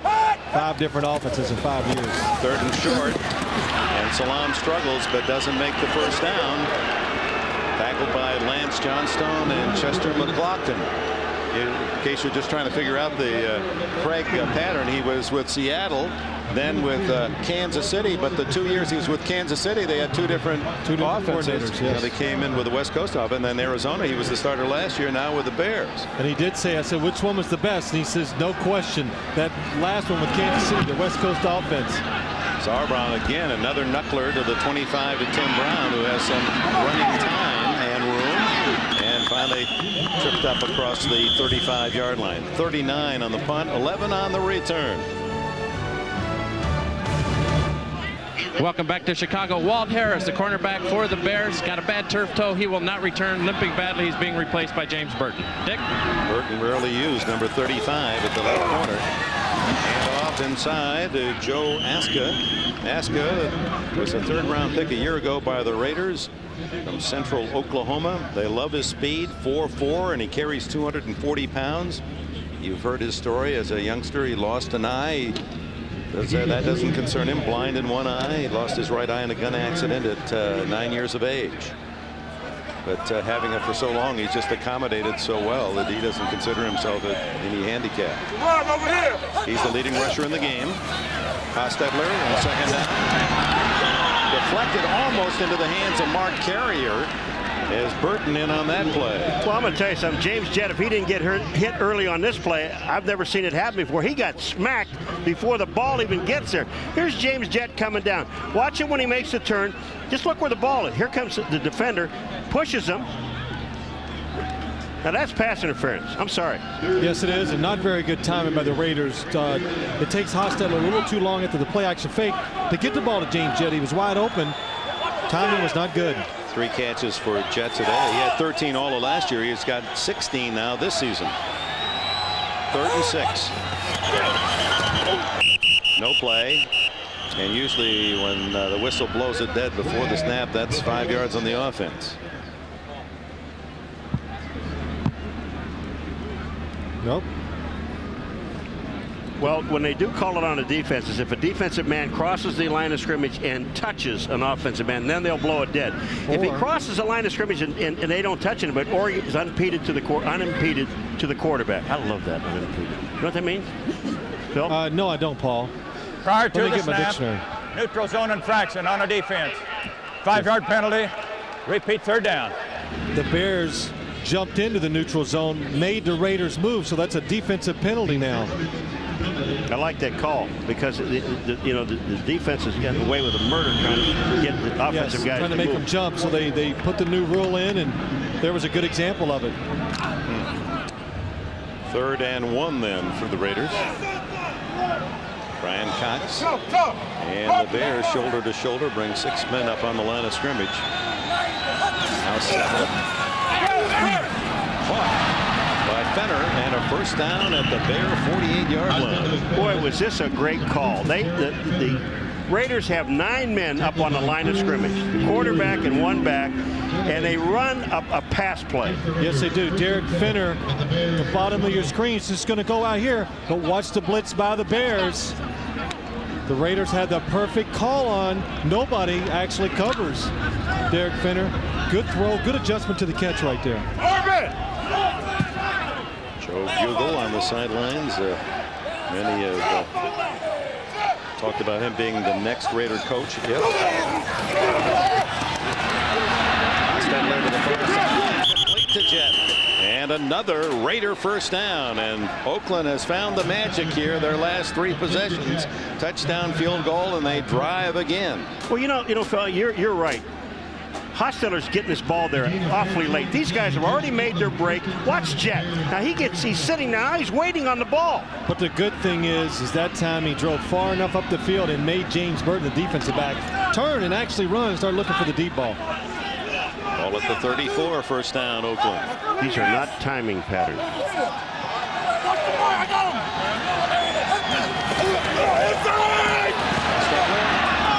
the end zone, to Brown. Almost intercepted. The Bears had a shot at it as Marty Carter and Donnell Wolford covering Tim Brown. Well, Tim Brown went on the defense. We saw this last week and a couple times in the ball game with Dale Carter when he was on offense. But watch Tim Brown. He knows that Marty Carter, number 23, has a shot at the ball. Watch him get in there and just get his arm in just to try to knock the ball away. He had no chance of catching it. Alonzo Spellman, meanwhile, as you see the near interception and a good play by Brown. It was Spellman putting the heat on Hostetler. Picked on the wrong guy there. They've been throwing against James Burton. Now they try to throw the long ball on Donnell Wolford. 2nd down 10. Little misdirection, and Aska has some running room. Plows his way to the 19 and a 1st down. A 15-yard carry for Joe Aska. Marty Carter finally wrestled him down. Excellent call by the Raiders. The one thing the Bears have are fast linebackers. Get them moving left. Counter back, come to the right. Wisniewski leading the way. Joe Aska with his speed is able to counter. Go left, come back right. First people to hit him are the defensive backs. Here's Tim Brown. He comes down the field. Now this is his block. The old duck and get out of the way. And then jump. I'll tell you, that was some pretty good moves, though. Yes, light on your feet. 15 yards for Aska. 1st down. He gets it again. Whoa, what a hit there. How did he hang on to the ball? Wow. Aska running into a train of a tackle. Somebody's down. Somebody ought to be down. Let's see the last man up. That is Al Fontenot, 96. Appeared to be a linebacker that made the hit. Yes, I couldn't tell which linebacker made the hit, but you could hear it. Let's listen this time.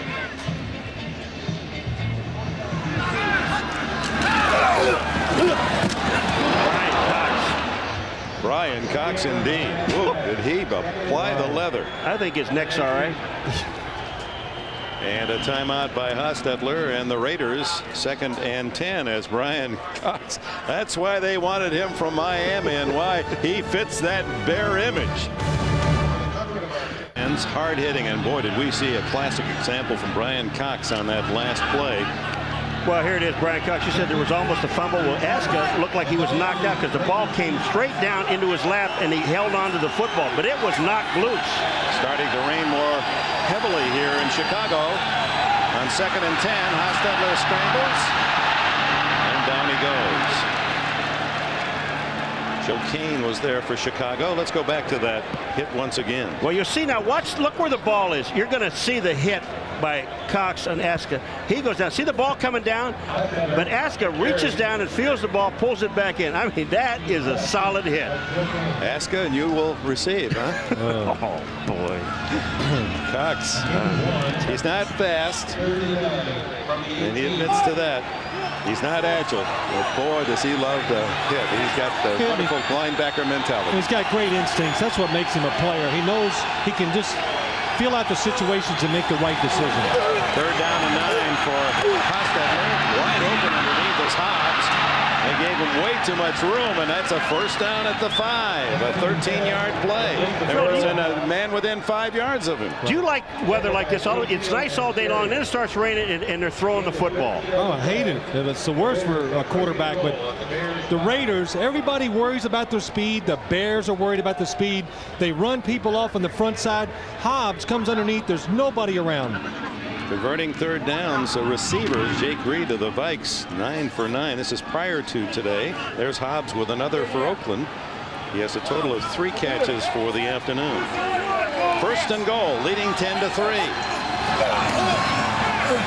Looking for Fenner, gets away from the pressure. Now he throws. Touchdown, Tim Brown. Great effort by Hostetler. The Bears had him for a sack. He ducked away and found his favorite receiver. Well, you had Alonzo Spellman in the backfield, and you got to remember one thing. He's only got one hand that's usable. He's because he has a cast on the other hand. So it's very difficult for him to hold on. Alonzo Spellman the last couple of weeks has done an excellent job of getting to the quarterback. And Paul, you're right. That hand, the tape on it, keeps him from getting a hold of Jeff Hostetler, holding him, keeping it in the pocket because receivers were wide open down the field. Hostetler eludes the pressure from Spellman and hits Tim Brown. For Brown, his 6th touchdown of this young season. Ford adds the extra point, and the Raiders have scored on each of their last 3 possessions. Touchdown, field goal, touchdown. It's 17-3. Each of the last 3 years, and he's just embraced his 6th touchdown of this season, completing a 64-yard drive. 9 of the last 11 passes complete. Jack Jackson outside and sprints to the 39-yard line. Cole Ford, the kicker, able to edge him out of bounds. Let's go back to the score. Well, first, we see Alonzo Spellman is going to miss the sack on Jeff Hostetler. But look at Tim Brown at the bottom of your screen. This is why he's such a good inside receiver, and he has so many touchdown catches. He knows how to adjust when he's in traffic. Quarterback gets in trouble, he moves to the open spot. Hostetler, wow, he can't believe he's didn't go down with that hit. Quarterbacks love it when they ad-lib, make plays out of situations like that. And Alonzo Spellman, he's just upset because he's going, this dang hand. Yeah, he can't grab anything when he's got a cast on there, a full cast. He said, I could play without it, but all I do is hurt it again and set me way back. Well, the Bears on the kickoff return start at the 39-yard line. Wet football now with the sprinkles of rain. Craig to Carter, and the fullback gets about 5. Mike Jones with the tackle. How frustrating do you think it is for a coach, Dave Wanstead, who had last year had a very, very good offense, And then here he is now with an offense that's just, I mean, they just can't put points on the board, can't put touchdowns up. Folks, they scored 12 points in the second half against Dallas. They have not scored another point since then. And the touchdown was by the defense. They don't have an offensive touchdown in the second half this year. Craig caught from behind by Russell Maryland. The sack to Maryland, his second of the season. Well, the problem now for the Chicago Bears, they're in known situations. The Raiders don't care if you run. So they're going to go ahead and start blitzing. Second along, watch Lorenzo Lynch coming from the outside. Doesn't get to the quarterback, but squeezes the pocket down. Dave Craig, Russell Maryland comes free, feels the pressure. Nobody open, can't even throw it away. What an outstanding play by Russell Maryland. He goes by the quarterback and then comes back and makes the play. Maryland's numbers, of course, those in black were with the Dallas Cowboys. Free agent pickup by Oakland. Third down. And a completed pass to the tight end, Wetnight. And Ryan Wetnight, playing injured, has a first down at the Oakland 38-yard line. A rare chance for the Bear fans to cheer. But it's amazing when you have time to throw the ball. Well, time and a good job by the Bears. Look to the right. You see all those receivers? They go in different directions. And look at the Raiders. Nobody's in the middle of the field. Excellent call and formation by the Chicago Bears. Ryan Wetnight, who played his football at Stanford, recruited by Bill Walsh. Salam, the former Colorado runner, is to the 34-yard line. Let's go to our NFL studios in New York. All right, Dick, suddenly things are going very right for the Houston Oilers. They scored on their opening drive, and then watch this. The ball bounces off of Andre Hastings right to Darrell Lewis. He returns 36 yards for a touchdown, and suddenly the Houston Oilers very much in this game. A 20-0 Steeler lead is now 20-14 in the third, Dick. All right, Greg, anyone who doesn't respect Houston this year is making a huge mistake. That's a terrific football team. Craig trying to get it downfield. Does to Michael Timpson, and a first and goal at the 5. 29 yards on the play. Boy, I tell you, they had a blitz on the Raiders, and the Chicago Bears pick it up. They do an excellent job of picking the blitz up. Look at all the Raiders coming. Here's Michael Timpson going across the field. Dave Craig, excellent job. Gets just enough time and anticipates. That's the key. Lays it out there nice and soft. Michael Timpson makes the adjustment. Boy, he was being sandwiched with a sack just as he delivered the ball. Inside the 20, the Bears not very successful on touchdowns. Flag down. Ball intended for Tony Carter, incomplete. Lorenzo Lynch there for Oakland. Curtis Conway is pointing towards Terry McDaniels. He's pointing back. You know, linebackers, Beekert is there, number 54. They tell you, linebackers love to tell you what the penalty is.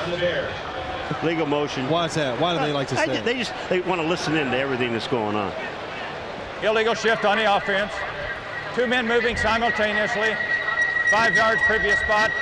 Repeat first down. Second time in this ball game. I mean, these are mental errors. You know, this isn't a physical thing that happens. These are mental errors that happen in the ball game. Now the Bears trying to break that bad habit of not being able to score in the second half.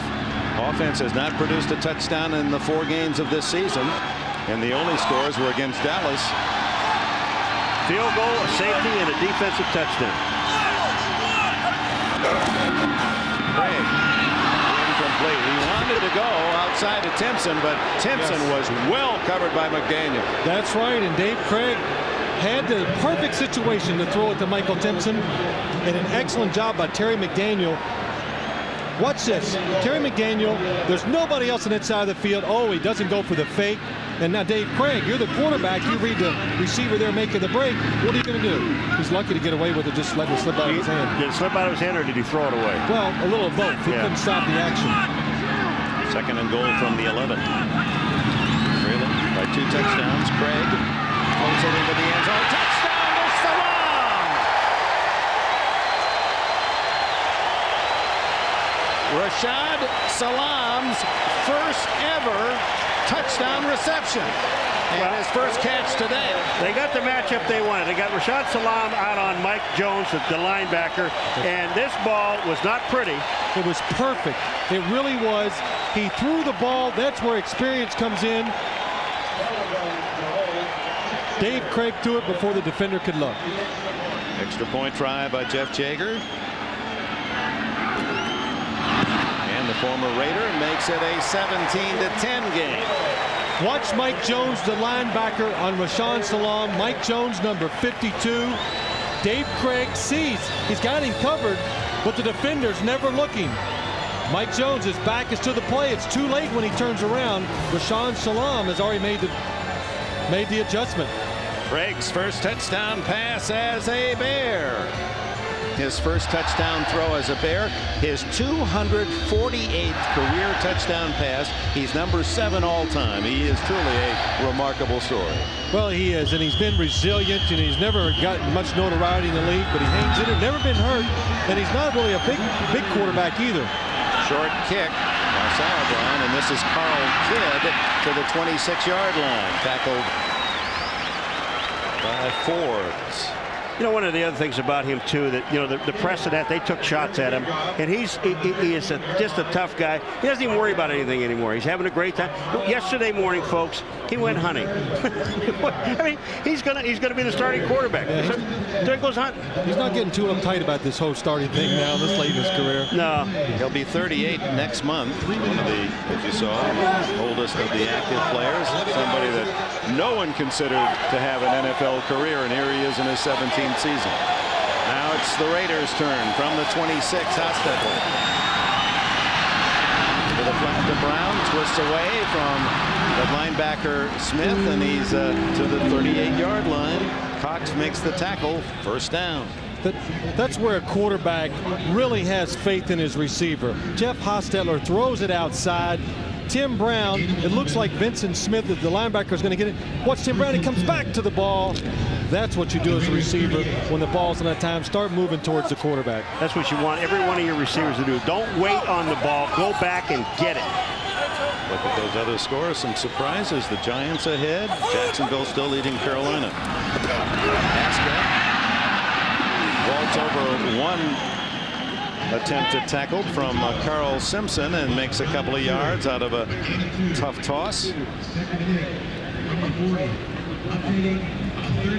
The Raiders, as we mentioned, have been productive their last 3 possessions. The first 2 were at the end of the half to take the lead, 10-3, and then they scored on their first possession here in the second half. 2 reasons why they're having success. They're running inside. They wanted to go outside with Napoleon Kaufman. The Bears are stopping it, and they're finally hitting the weakness of the Bear defense, outside passing.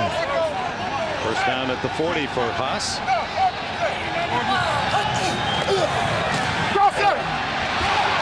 Underneath again to Brown. Accepts the solid lick from Brian Cox. Now, I'll tell you another thing, how smart Tim Brown is. When he knows he's going to get drilled, he'll duck.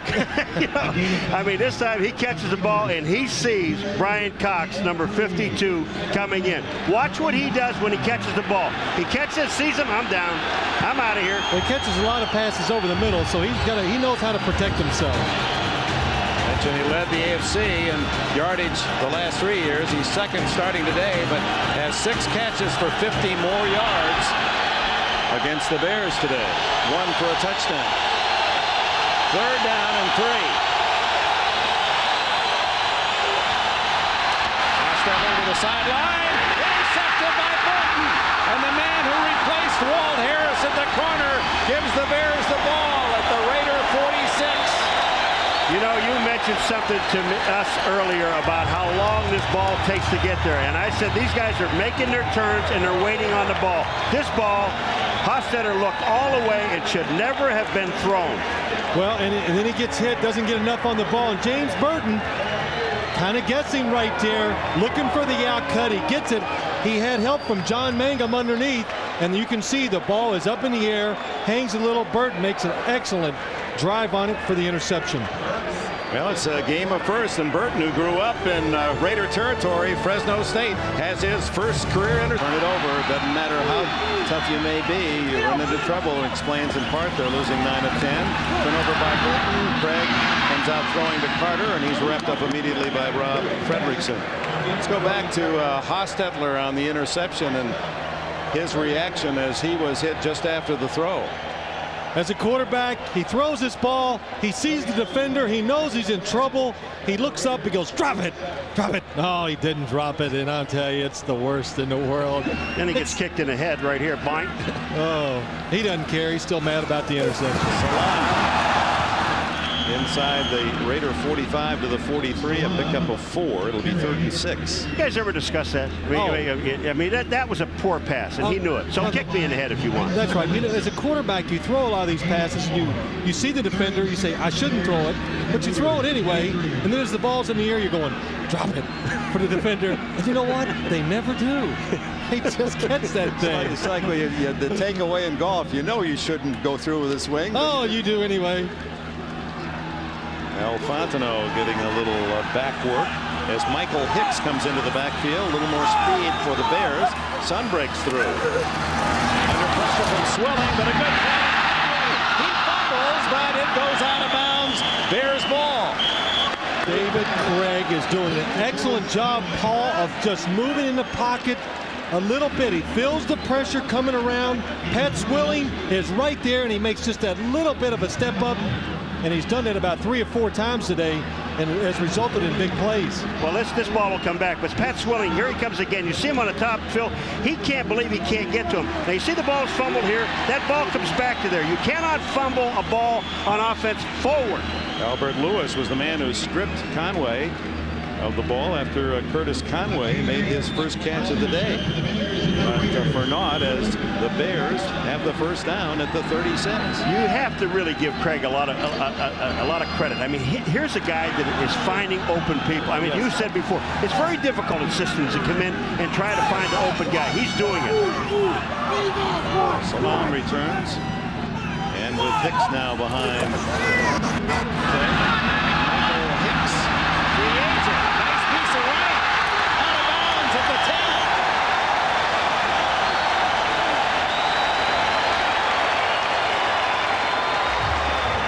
Check that, it's Hicks who was picked in the 7th round, almost a free agent as he related to us. He was the second to the last player selected in the draft. Look at this. Excellent job by the Bears. They seal the outside. There's nobody there. Then Hicks plays off the blockers excellently, makes a long run out of it.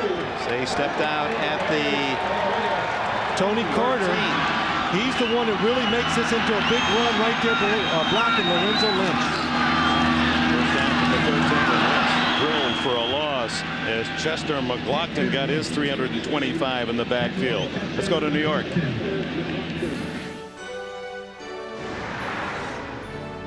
From 23 yards out, watch the perfect strike to Anthony Miller. Elway's second touchdown pass of the day with the extra point. The Broncos grab the lead, 14-10 over the Bengals. They're just underway in the 4th quarter, Dick. All right, Greg, and this crew will be up at Mile High Stadium to see the Broncos and the Chargers next Sunday. What's the matter with his arm? Everybody keeps telling me something wrong with Elway's arm. I can't see it. Second down and 10 for the Bears. Craig off balance. Catch, and out of bounds goes Tony Carter. Wow. Lorenzo Lynch covering. You know, Phil, when a quarterback does some things, some good things, receivers do good things. When you see Tony Carter on this catch right here, first he made a block a couple of plays ago. Watch this catch. I mean, these guys do things above and beyond. If my teammates are doing it, why shouldn't I be able to do it? And that's the end of the 3rd quarter here at Soldier Field. The Bears threatening. The Raiders lead by 7. Back after these messages from your local station. Dave Wanstead, I mean, there was that tension and the brows, and they at 1 and 3. This game is so important to each of these men. There is a sense of urgency, and only, you know, you say, well, there are only 5 games of the season. It's not a division game. It doesn't make any difference. You have to win this football game. 3rd down 4. Bears at the Raiders 7. A reverse.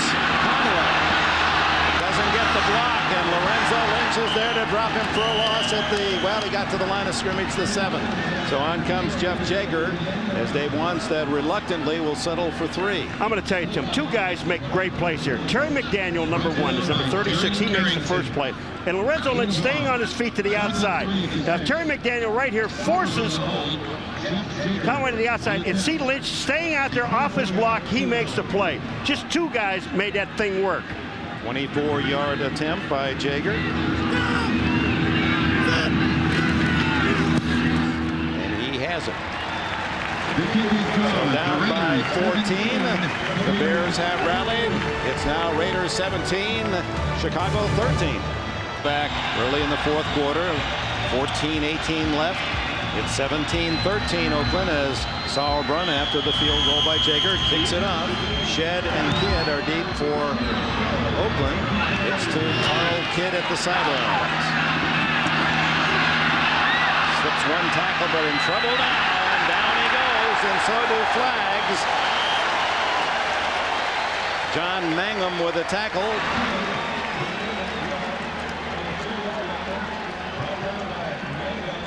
Holding against the Raiders, so Hostetler and Oakland will start inside their 10-yard line.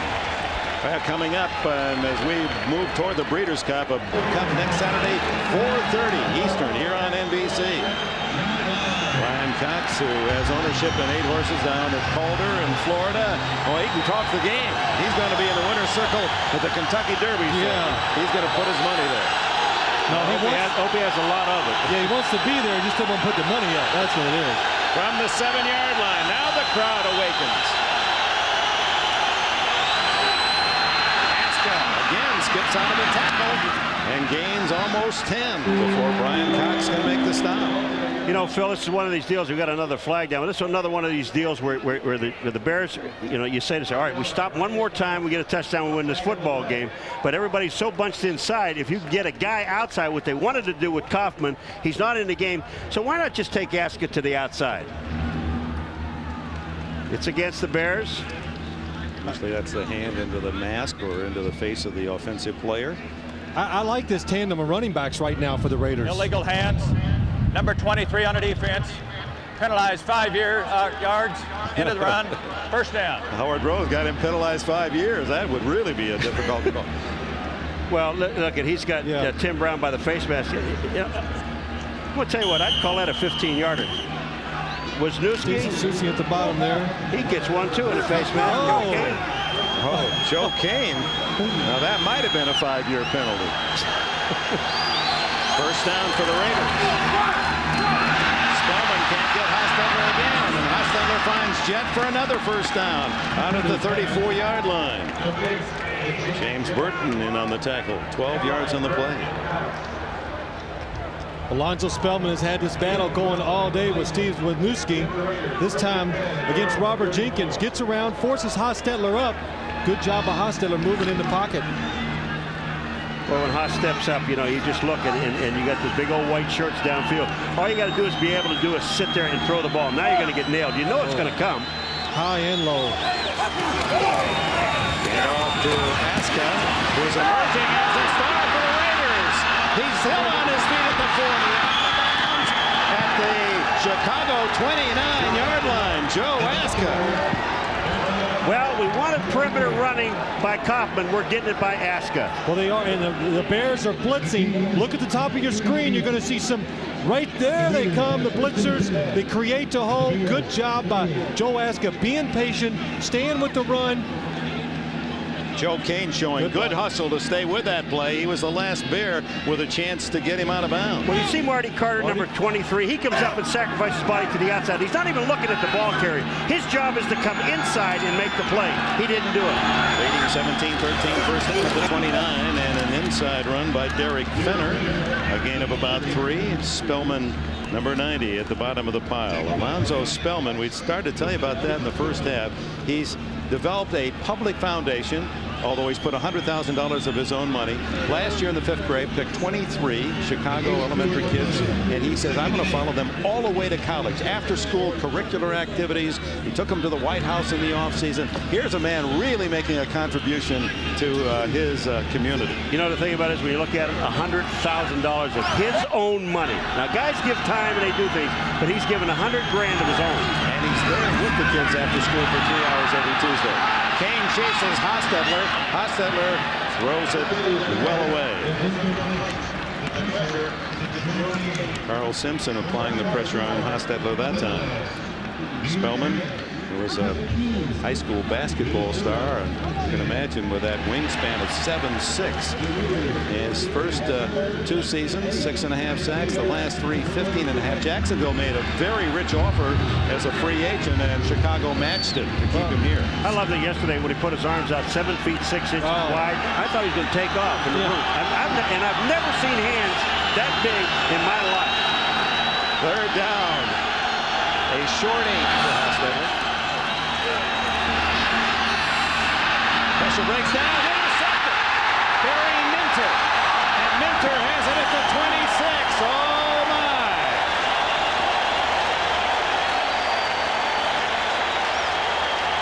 Tim Brown, and there's flags all over the place. They got hats, flags. John Mangum of Chicago and Tim Brown of the Raiders after the play. So the ball deflected up in the air and right into the midst of Barry Minter. Then you got Flanagan, number 99. He is down about the 36-yard line. They're attending to him. It was Tim Brown that was the intended receiver on the play. But what causes this interception right here is the fact that the Chicago Bears get pressure on the quarterback, makes Jeff Hostetler give it a little extra juice. It's too hard for Tim Brown to handle, pops up in the air. It was Joe Kane, the very man who saved the touchdown run by Askaby, chasing him down from behind, who applied pressure on the quarterback and forced the throw. Right, used his speed to come around from the outside, came up the middle. Jeff Hostetler saw him, rushed his throw just a little. When you do that, the ball goes a little faster than you wanted to. That's the reason it deflected up in the air. This may be a monologue. Multiple fouls on Oakland. Personal foul, unnecessary roughness on number 34 and number 66. We penalize at the end of the run. 15-yard penalty. First down. Both Fenner and Gogan ticketed for 15. But what hurts more for Mike White on the sidelines across the way is the loss of possession in scoring territory. I'll tell you what. What's going to happen in this game right now, that pit, when we talk about the pit, those defensive linemen and offensive linemen, look out, because here they come. They're going to go after each other. You're right. Where the buses pull up and pick the teams up, there might be a battle out there tonight, Dick. They might have to settle this out in the parking lot. I mean, I've heard that the drivers are already scuffling. Yeah. First down at the 41. Salam running tentatively. He said, I'm not 100% yet, but I feel a lot better than I did against Detroit last week. He said, not only was I still hurting, I had the flu and felt weak. He's critical to the Bears' season. We talked about it in the opening. Rashaan Salam was drafted here along with Raymond Harris. Dave Wanstead said, I thought this was going to be the pair along with our passing game to take us to the Super Bowl. We have never had them in the same backfield in a regular season game. Not for one play. Not one play. 2 years. 2 big backs that can block for one another. Big play to Conway gets away from James Trapp, and the Bears have a first down at the Raider 41. Oh, I mean, Conway was so wide open. Trapp wasn't even close to Conway. You could see the respect James Trapp is showing. It's a zone defense, so James Trapp will not be real close to. But Paul, what I find interesting, James Trapp is out there playing corner and not Larry Brown. Larry Brown, they brought over as a free agent, and today they're going with Terry McDaniel and James Trapp right now. Tony Martin of the Chargers really blistered Brown in the game last week. 3 touchdowns for Martin. Not necessarily all against Larry Brown, but This is Hicks. Can't turn the corner. Chester McLaughlin. Look at that man at 325 pounds move. Well, he was so upset a year ago, Chester McLaughlin, that he didn't even really want to play. He thought, you know, here I signed a big contract. But watch number 91. Watch this movement, folks. Watch how quick he gets down the line of scrimmage, takes on the blocker, and makes the tackle. Overpowers, then outruns. Well, he got married. He said, I'm at peace with myself. He said, I'm here to play. I signed, what, a 6-year deal when he first came into the league? His father was his agent. They'll tear that up and give him a new one, but they haven't. Wet Knight with a catch to the 34. It'll be a 3rd down and short 3. Beekert and Lynch, the tacklers. I'm really impressed with him, aren't you? McLaughlin. And I've heard some, whether there's any substance or not, trade rumors involving McLaughlin as if he might go somewhere else. Wouldn't you love to have a McLaughlin in your defensive line? They'll line him up. 29 people want him, and we talked about it yesterday. He is a difference maker in football games. He's a premier inside defensive lineman. There are only a couple of these guys in the league, and he is definitely one of them. Russell, Maryland. Leon Lett would be one of those. John Randall from Minnesota. They were the only 3 I could really think of that are difference makers, guys that you can build a defense around. You know, we took a break, and Phil Simms said when Number 97 on a defense, 5-yard penalty. First down. When the Chicago Bears were down there with 3rd down and about 4, he said what they ought to do is a long count and try to get him offside, and Craig comes up and does exactly that. Now the ball moves to the 29-yard line. Still another penalty against the Raiders. The Bears on the march, down by 4. That's 9 Oakland penalties for 82 yards. Craig, they pick up the blitz for a moment. Now Craig throwing long to Timpson. Oh, my! He doesn't hang on. I thought from our angle he had made a circus catch, but couldn't hold on when he hit the ground. This was a terrific pass. It's a terrific pass. Another outstanding job by Dave Craig of hanging in the pocket. Michael Timpson, he's got it. And when he hits the ground, it looks like he loses control. Well, you know, I really did think that was an oh my. Yes. It was an oh my for about a half a second, and then he drops the ball. Tough to swallow those, you know. Oh, I know. Oh, the ball just slips out just before he hits the ground. So it is 2nd and 10 at the 29. Trailing by 4, 17-13. Hitting the backfield, Salam, and he is dropped for a loss. The entire Raider team. There goes another flag. They may have gotten the face mask. Jerry Ball led the charge with a tackle, along with Andre Bruce. Well, Rob Fredrickson was the guy that was in the backfield that really stopped the play. Giants still leading unbeaten Minnesota in the 4th quarter with 5 minutes to go. Upset there. Jacksonville at the end of the 3rd ahead of Carolina. A face mask against the Raiders. I mean, this is 10 penalties now. And there is the face mask. 5-yard face mask. Number 99 penalized into the run. 5 yards. Repeat 2nd down. Andre Bruce. Well, if you're a Raider fan, it makes you sick to see all the penalties, and then you see some that the Bears have committed that weren't called, you know, those face masks. That's how it goes. Results in 2nd. Ooh, Lynch and Conway. At the 27. You know what Conway's saying? You got me, you hit me in the shoulder pad. You can't hurt me hitting me in the pad. 2nd down and 8. Salam to the 23-yard line. Mike Jones makes the tackle along with Lorenzo Lynch. Salam just does not have that explosion. He's a half a step slower than he needs to be, because a couple times a day there have been holes where he's had a chance to make a big play out of him, but his leg just will not let him. You really feel so sorry about Wanstead and the Bears because of their offense. They had a great offense last year, but Raymond Harris is out, and they also, Robert Green, who filled in, was doing very well as a backup runner. He is now out hurt, so they really don't have a starter in there. Big 3rd down. Craig has to hurry now and throws it away. He's heard him coming. It was Pat Swilling that chased him across the field and forced the throwaway. Phil, what a great job Craig did, though. He pulls the ball down. He gave himself time to find somebody to get open. The Raider defense was good. Watch this here. He'll pull the ball down. I mean, that is really hard to do. And then he feels the pressure from the back, throws the ball away. What a great heads-up play. Jeff Jaeger then will try a 41-yard field goal. Could be 40, depending on the spot. Call it 40. Sauerbrunn the hold. And Jaeger has his third of the day. The Raiders' lead is whittled to 1. 17-16 at the midpoint of the fourth quarter.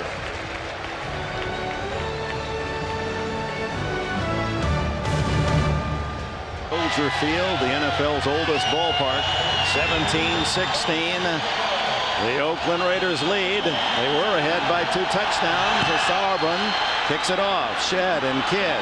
This time it's Kenny Shedd, the wide receiver. To the 20.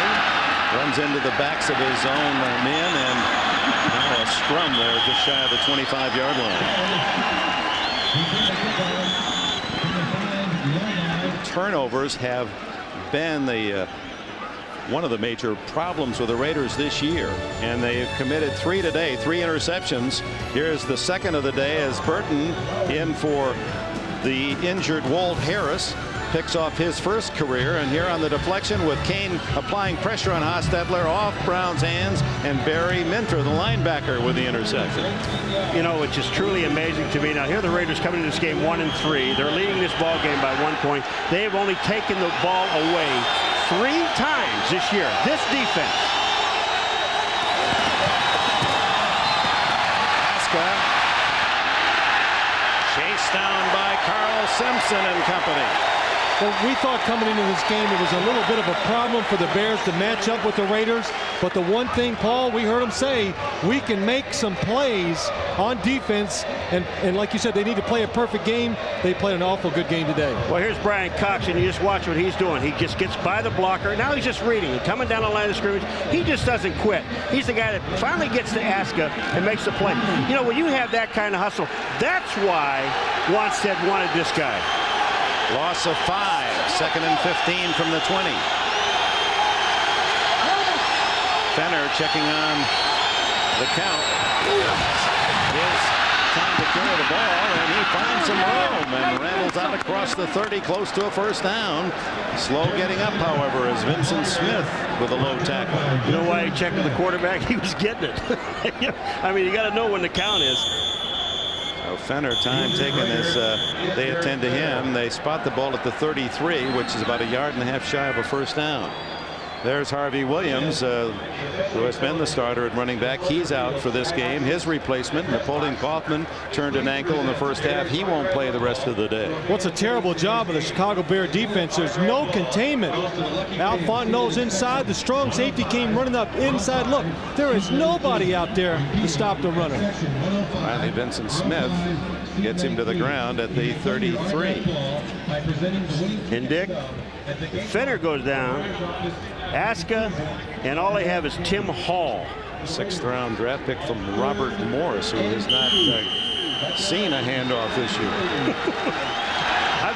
This year there have been more. I don't know if there's any more injuries this year, but we seem to be seeing our share. There are. It's the league. I've never seen nothing like it. I always follow it, and this year just more and prominent injuries than before. On 3rd and a short 2, over the middle, incomplete. Intended for Darrell Hobbs, covered by James Burton, no flag. James Burton coming in, and he is stepping up big. Excellent job of putting pressure on the receivers. This time he's up against Darrell Hobbs. It's 3rd and short. Expect a short route. He sees it. Excellent job of coming over the top and making the play. But again, that pass was late getting there. I mean, that pass is supposed to be thrown as soon as the break is made. That ball got away from Jeff a little, came out of the bottom of his hand. That's why it was a little lower than he wanted and behind the receiver. 5 minutes, 55 seconds left as Gossett will send it to England. Short. No chance to come up and grab it, and he's upset with that, but it was so short that the bounce helped the Raiders, and it's down inside the 25. Oakland 17, Chicago 60. Field sold out 67,000. There's a long waiting list, years and years, to get tickets for the Bears games. And Dave Craig, the venerable 38-year-old, next month, leading the Bears to within 1 of Oakland. Changing the play. 5.5 minutes remaining, and Salam protecting the football and getting some extra yardage out to the 28 before Greg Beaker can make the tackle. A gain of 5. Report on the Bears sideline. Jim Flanagan, their starting defensive tackle, a bruised calf, will not return. Another added to the injury list. And a player is down for the Raiders on that last play. It looks to be Chester McLaughlin, Pro Bowler the last 2 years. His mama Hazel, back in Whiteville, North Carolina, still works for the local fire department.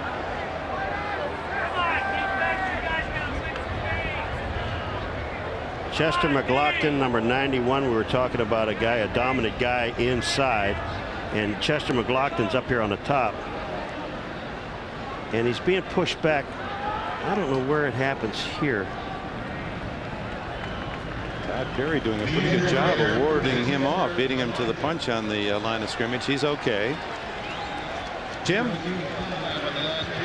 All right, for the Raiders, Derek Fenner just got poked in the eye. He's over on the sidelines catching the ball, a little bit of double vision. It's clearing up, and he will return. Chester McLaughlin appears to be all right as he walked off under his own power.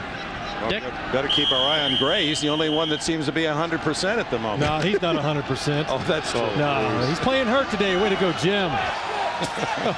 Always playing hurt, that guy. He's tough.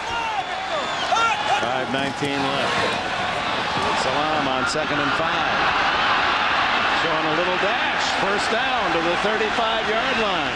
12 yards on the last 2 carries for Rashad Salam. Well, Lorenzo Lynch comes up number 43, and when you force a play like he's going to do here, you've got to have some pursuit from the inside.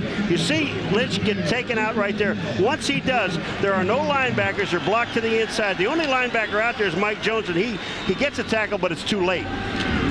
Salam now with 52 yards on 18 carries. Not much average per yard, but he's picking up some of his best runs here late in the game. 4.5 minutes to play. Conway in motion. The first down throw incomplete. Senator Tony Carter. Let's check on other action to the NFL studios in New York.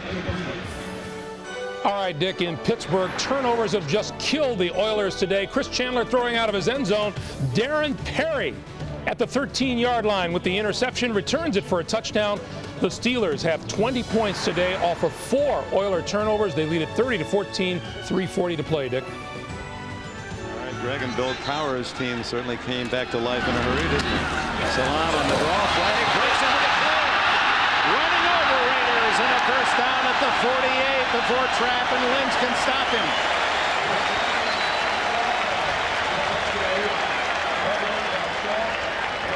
Paul, we're seeing the effects of the Bears running up inside. They've gotten used to the strength and speed of the Raiders. The Raiders playing pass, 2nd and down.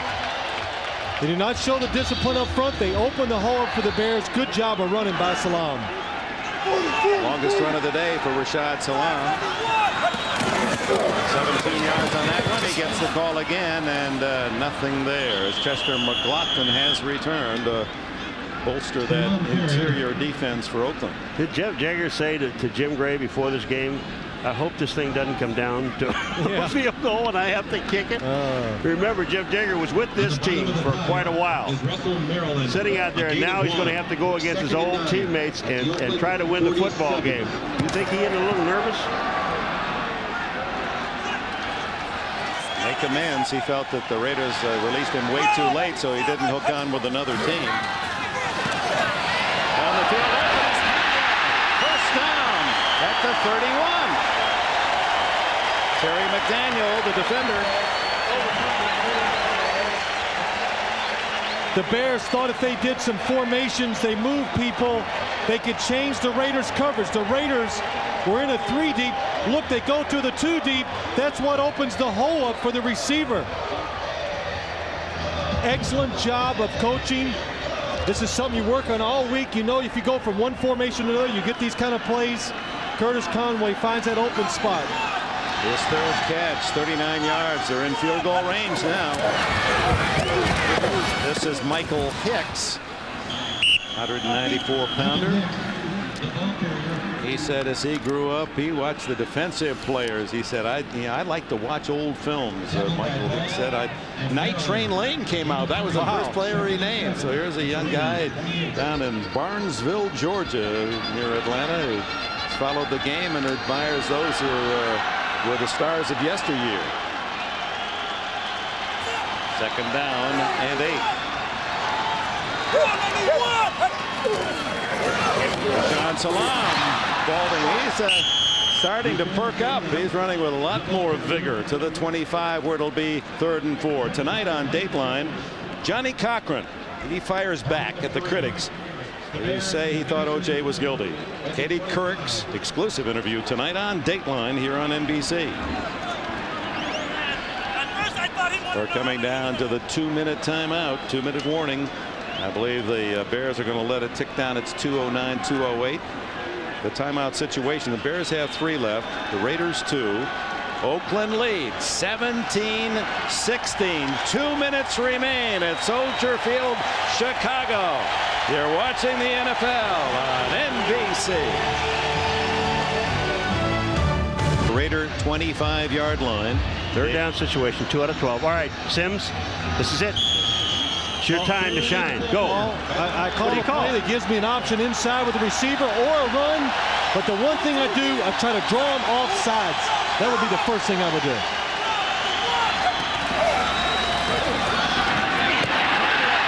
Stop and go on trap. First down at the 15. Now the Raiders will have to call time. 150, 149, and Mike White signals for the timeout. That is an excellent throw timing play between Dave Craig and Curtis Conway. It's pressure defense, and you could see the ball getting out there just as Curtis Conway is turning around.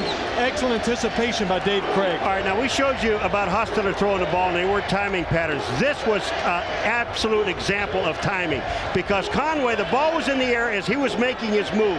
And when you see Conway and the ball coming out, watch Craig. Boom, boom, 3 steps, and then fire. Now, that ball is out there.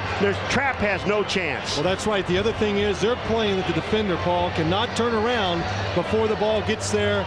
Again, it just takes a lot of confidence in the quarterback and receiver. And the Raiders playing at that corner with their third corner. I mean, they have Albert Lewis and Larry Brown, and they're using trap there. I don't know why Albert Lewis has not been in there, but Larry Brown was brought over probably to be a starter. Of course he was brought over to be a starter with the contract he got. But after last week, they decided to go with James Trapp, and James Trapp has done a fairly good job today. That's a tough play to defend he had on that last completion. So they're well in field goal range, trailing by 1 the Bears, 17-16.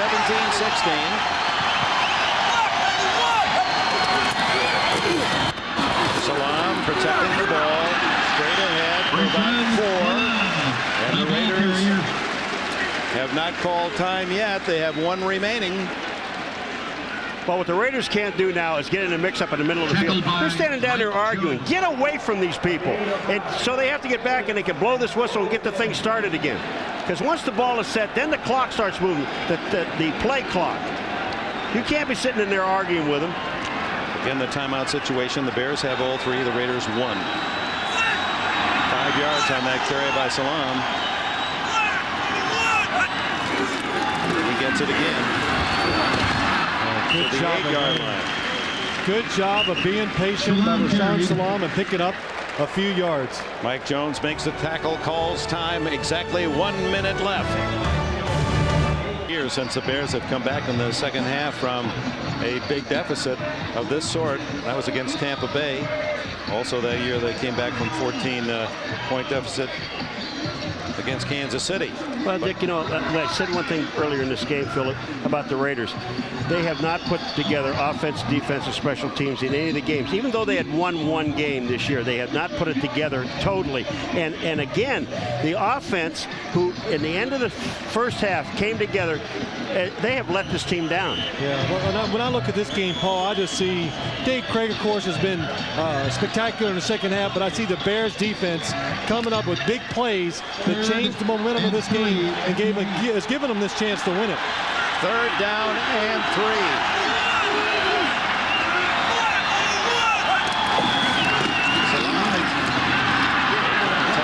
They know his reputation. He has coughed it up as a rookie. Made too many fumbles.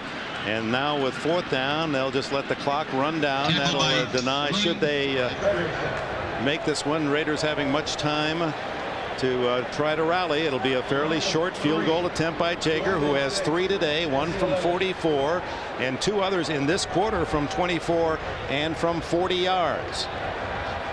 You know, the thing about this game is that the Raiders came out and they wanted to play smash mouth and get in the physical with him. Wisniewski, we saw it at the beginning. Yeah. They start popping guys. The problem is you went up against a team that popped you back. These guys, they didn't back down at all. I think it played into the hands of the Chicago Bears today because they couldn't have. I don't think they're capable of winning a shootout against the Raiders. They wanted this to be a physical, tough, low-scoring game, and they got what they wanted. So the Bears call time. They let the clock run down to 15 seconds. And use their timeout to set up the field goal. Sauerbrunn to hold it for Jeff Jaeger, and what a small world it is. Here's Jaeger out of work for more than a month, and finally, because of Carlos Huerta's failures here in Chicago, they look around and here's Jaeger. Yeah, it amazes me though, Jake, the teams that have cut these good kickers, and he really is the first one that comes to mind.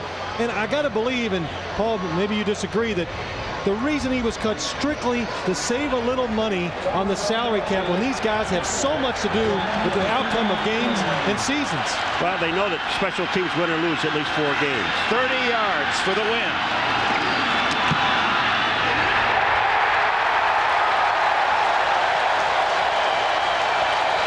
Bears have come from 14 down to take a 19-17 lead, and the ex-Raider Jaeger's foot has put Chicago in front.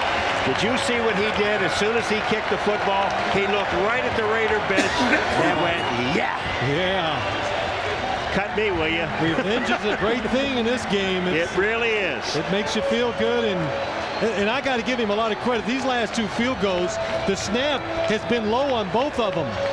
And he has great presence, showing that he's a veteran. He doesn't panic. Oh, here it comes right now, Phil. Watch it. Well, that was a low. Wasn't too bad. The one before. Oh, and he falls down. He falls down, but Sauerbrunn turns the ball quick. Now watch Jaeger.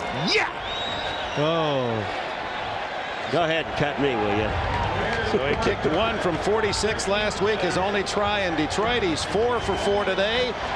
So 5 attempts, 5 3-pointers. Dave Wanstead coolly keeps it all inside. Dave Wanstead, 2 decisions. He makes a quick decision, brings in Jeff Jaeger, and the other one in May. He's got to be feeling good about his decision of bringing Dave Craig in after minicamps. Wasn't sure about his backup quarterbacks. Go out and get to a proven veteran. So 11 seconds remain. Raiders have no timeout. Of course, the clock stops as soon as the tackle is made. Here comes Carl Kidd. Oh, Sean Hill first to greet him. Sean Harris, rather, number 57. 6 seconds, 1 desperation play for the Raiders, and that would take so much time that it has to go all the way. There wouldn't be time to get or a defensive penalty. That's really what you hope for here. Hope one of the Bears defenders run into your offensive players, give you a chance for one more play. You know, one other thing that's interesting about Jaeger is if Huerta would have been kicking the ball very well, this guy might still be sitting out there and not playing for anyone. So they do a cluster right. 3 defensive linemen. Sends up a prayer. Intercepted by the Bears. The game is over. Chicago 19, Oakland 17. Big comeback for the Bears.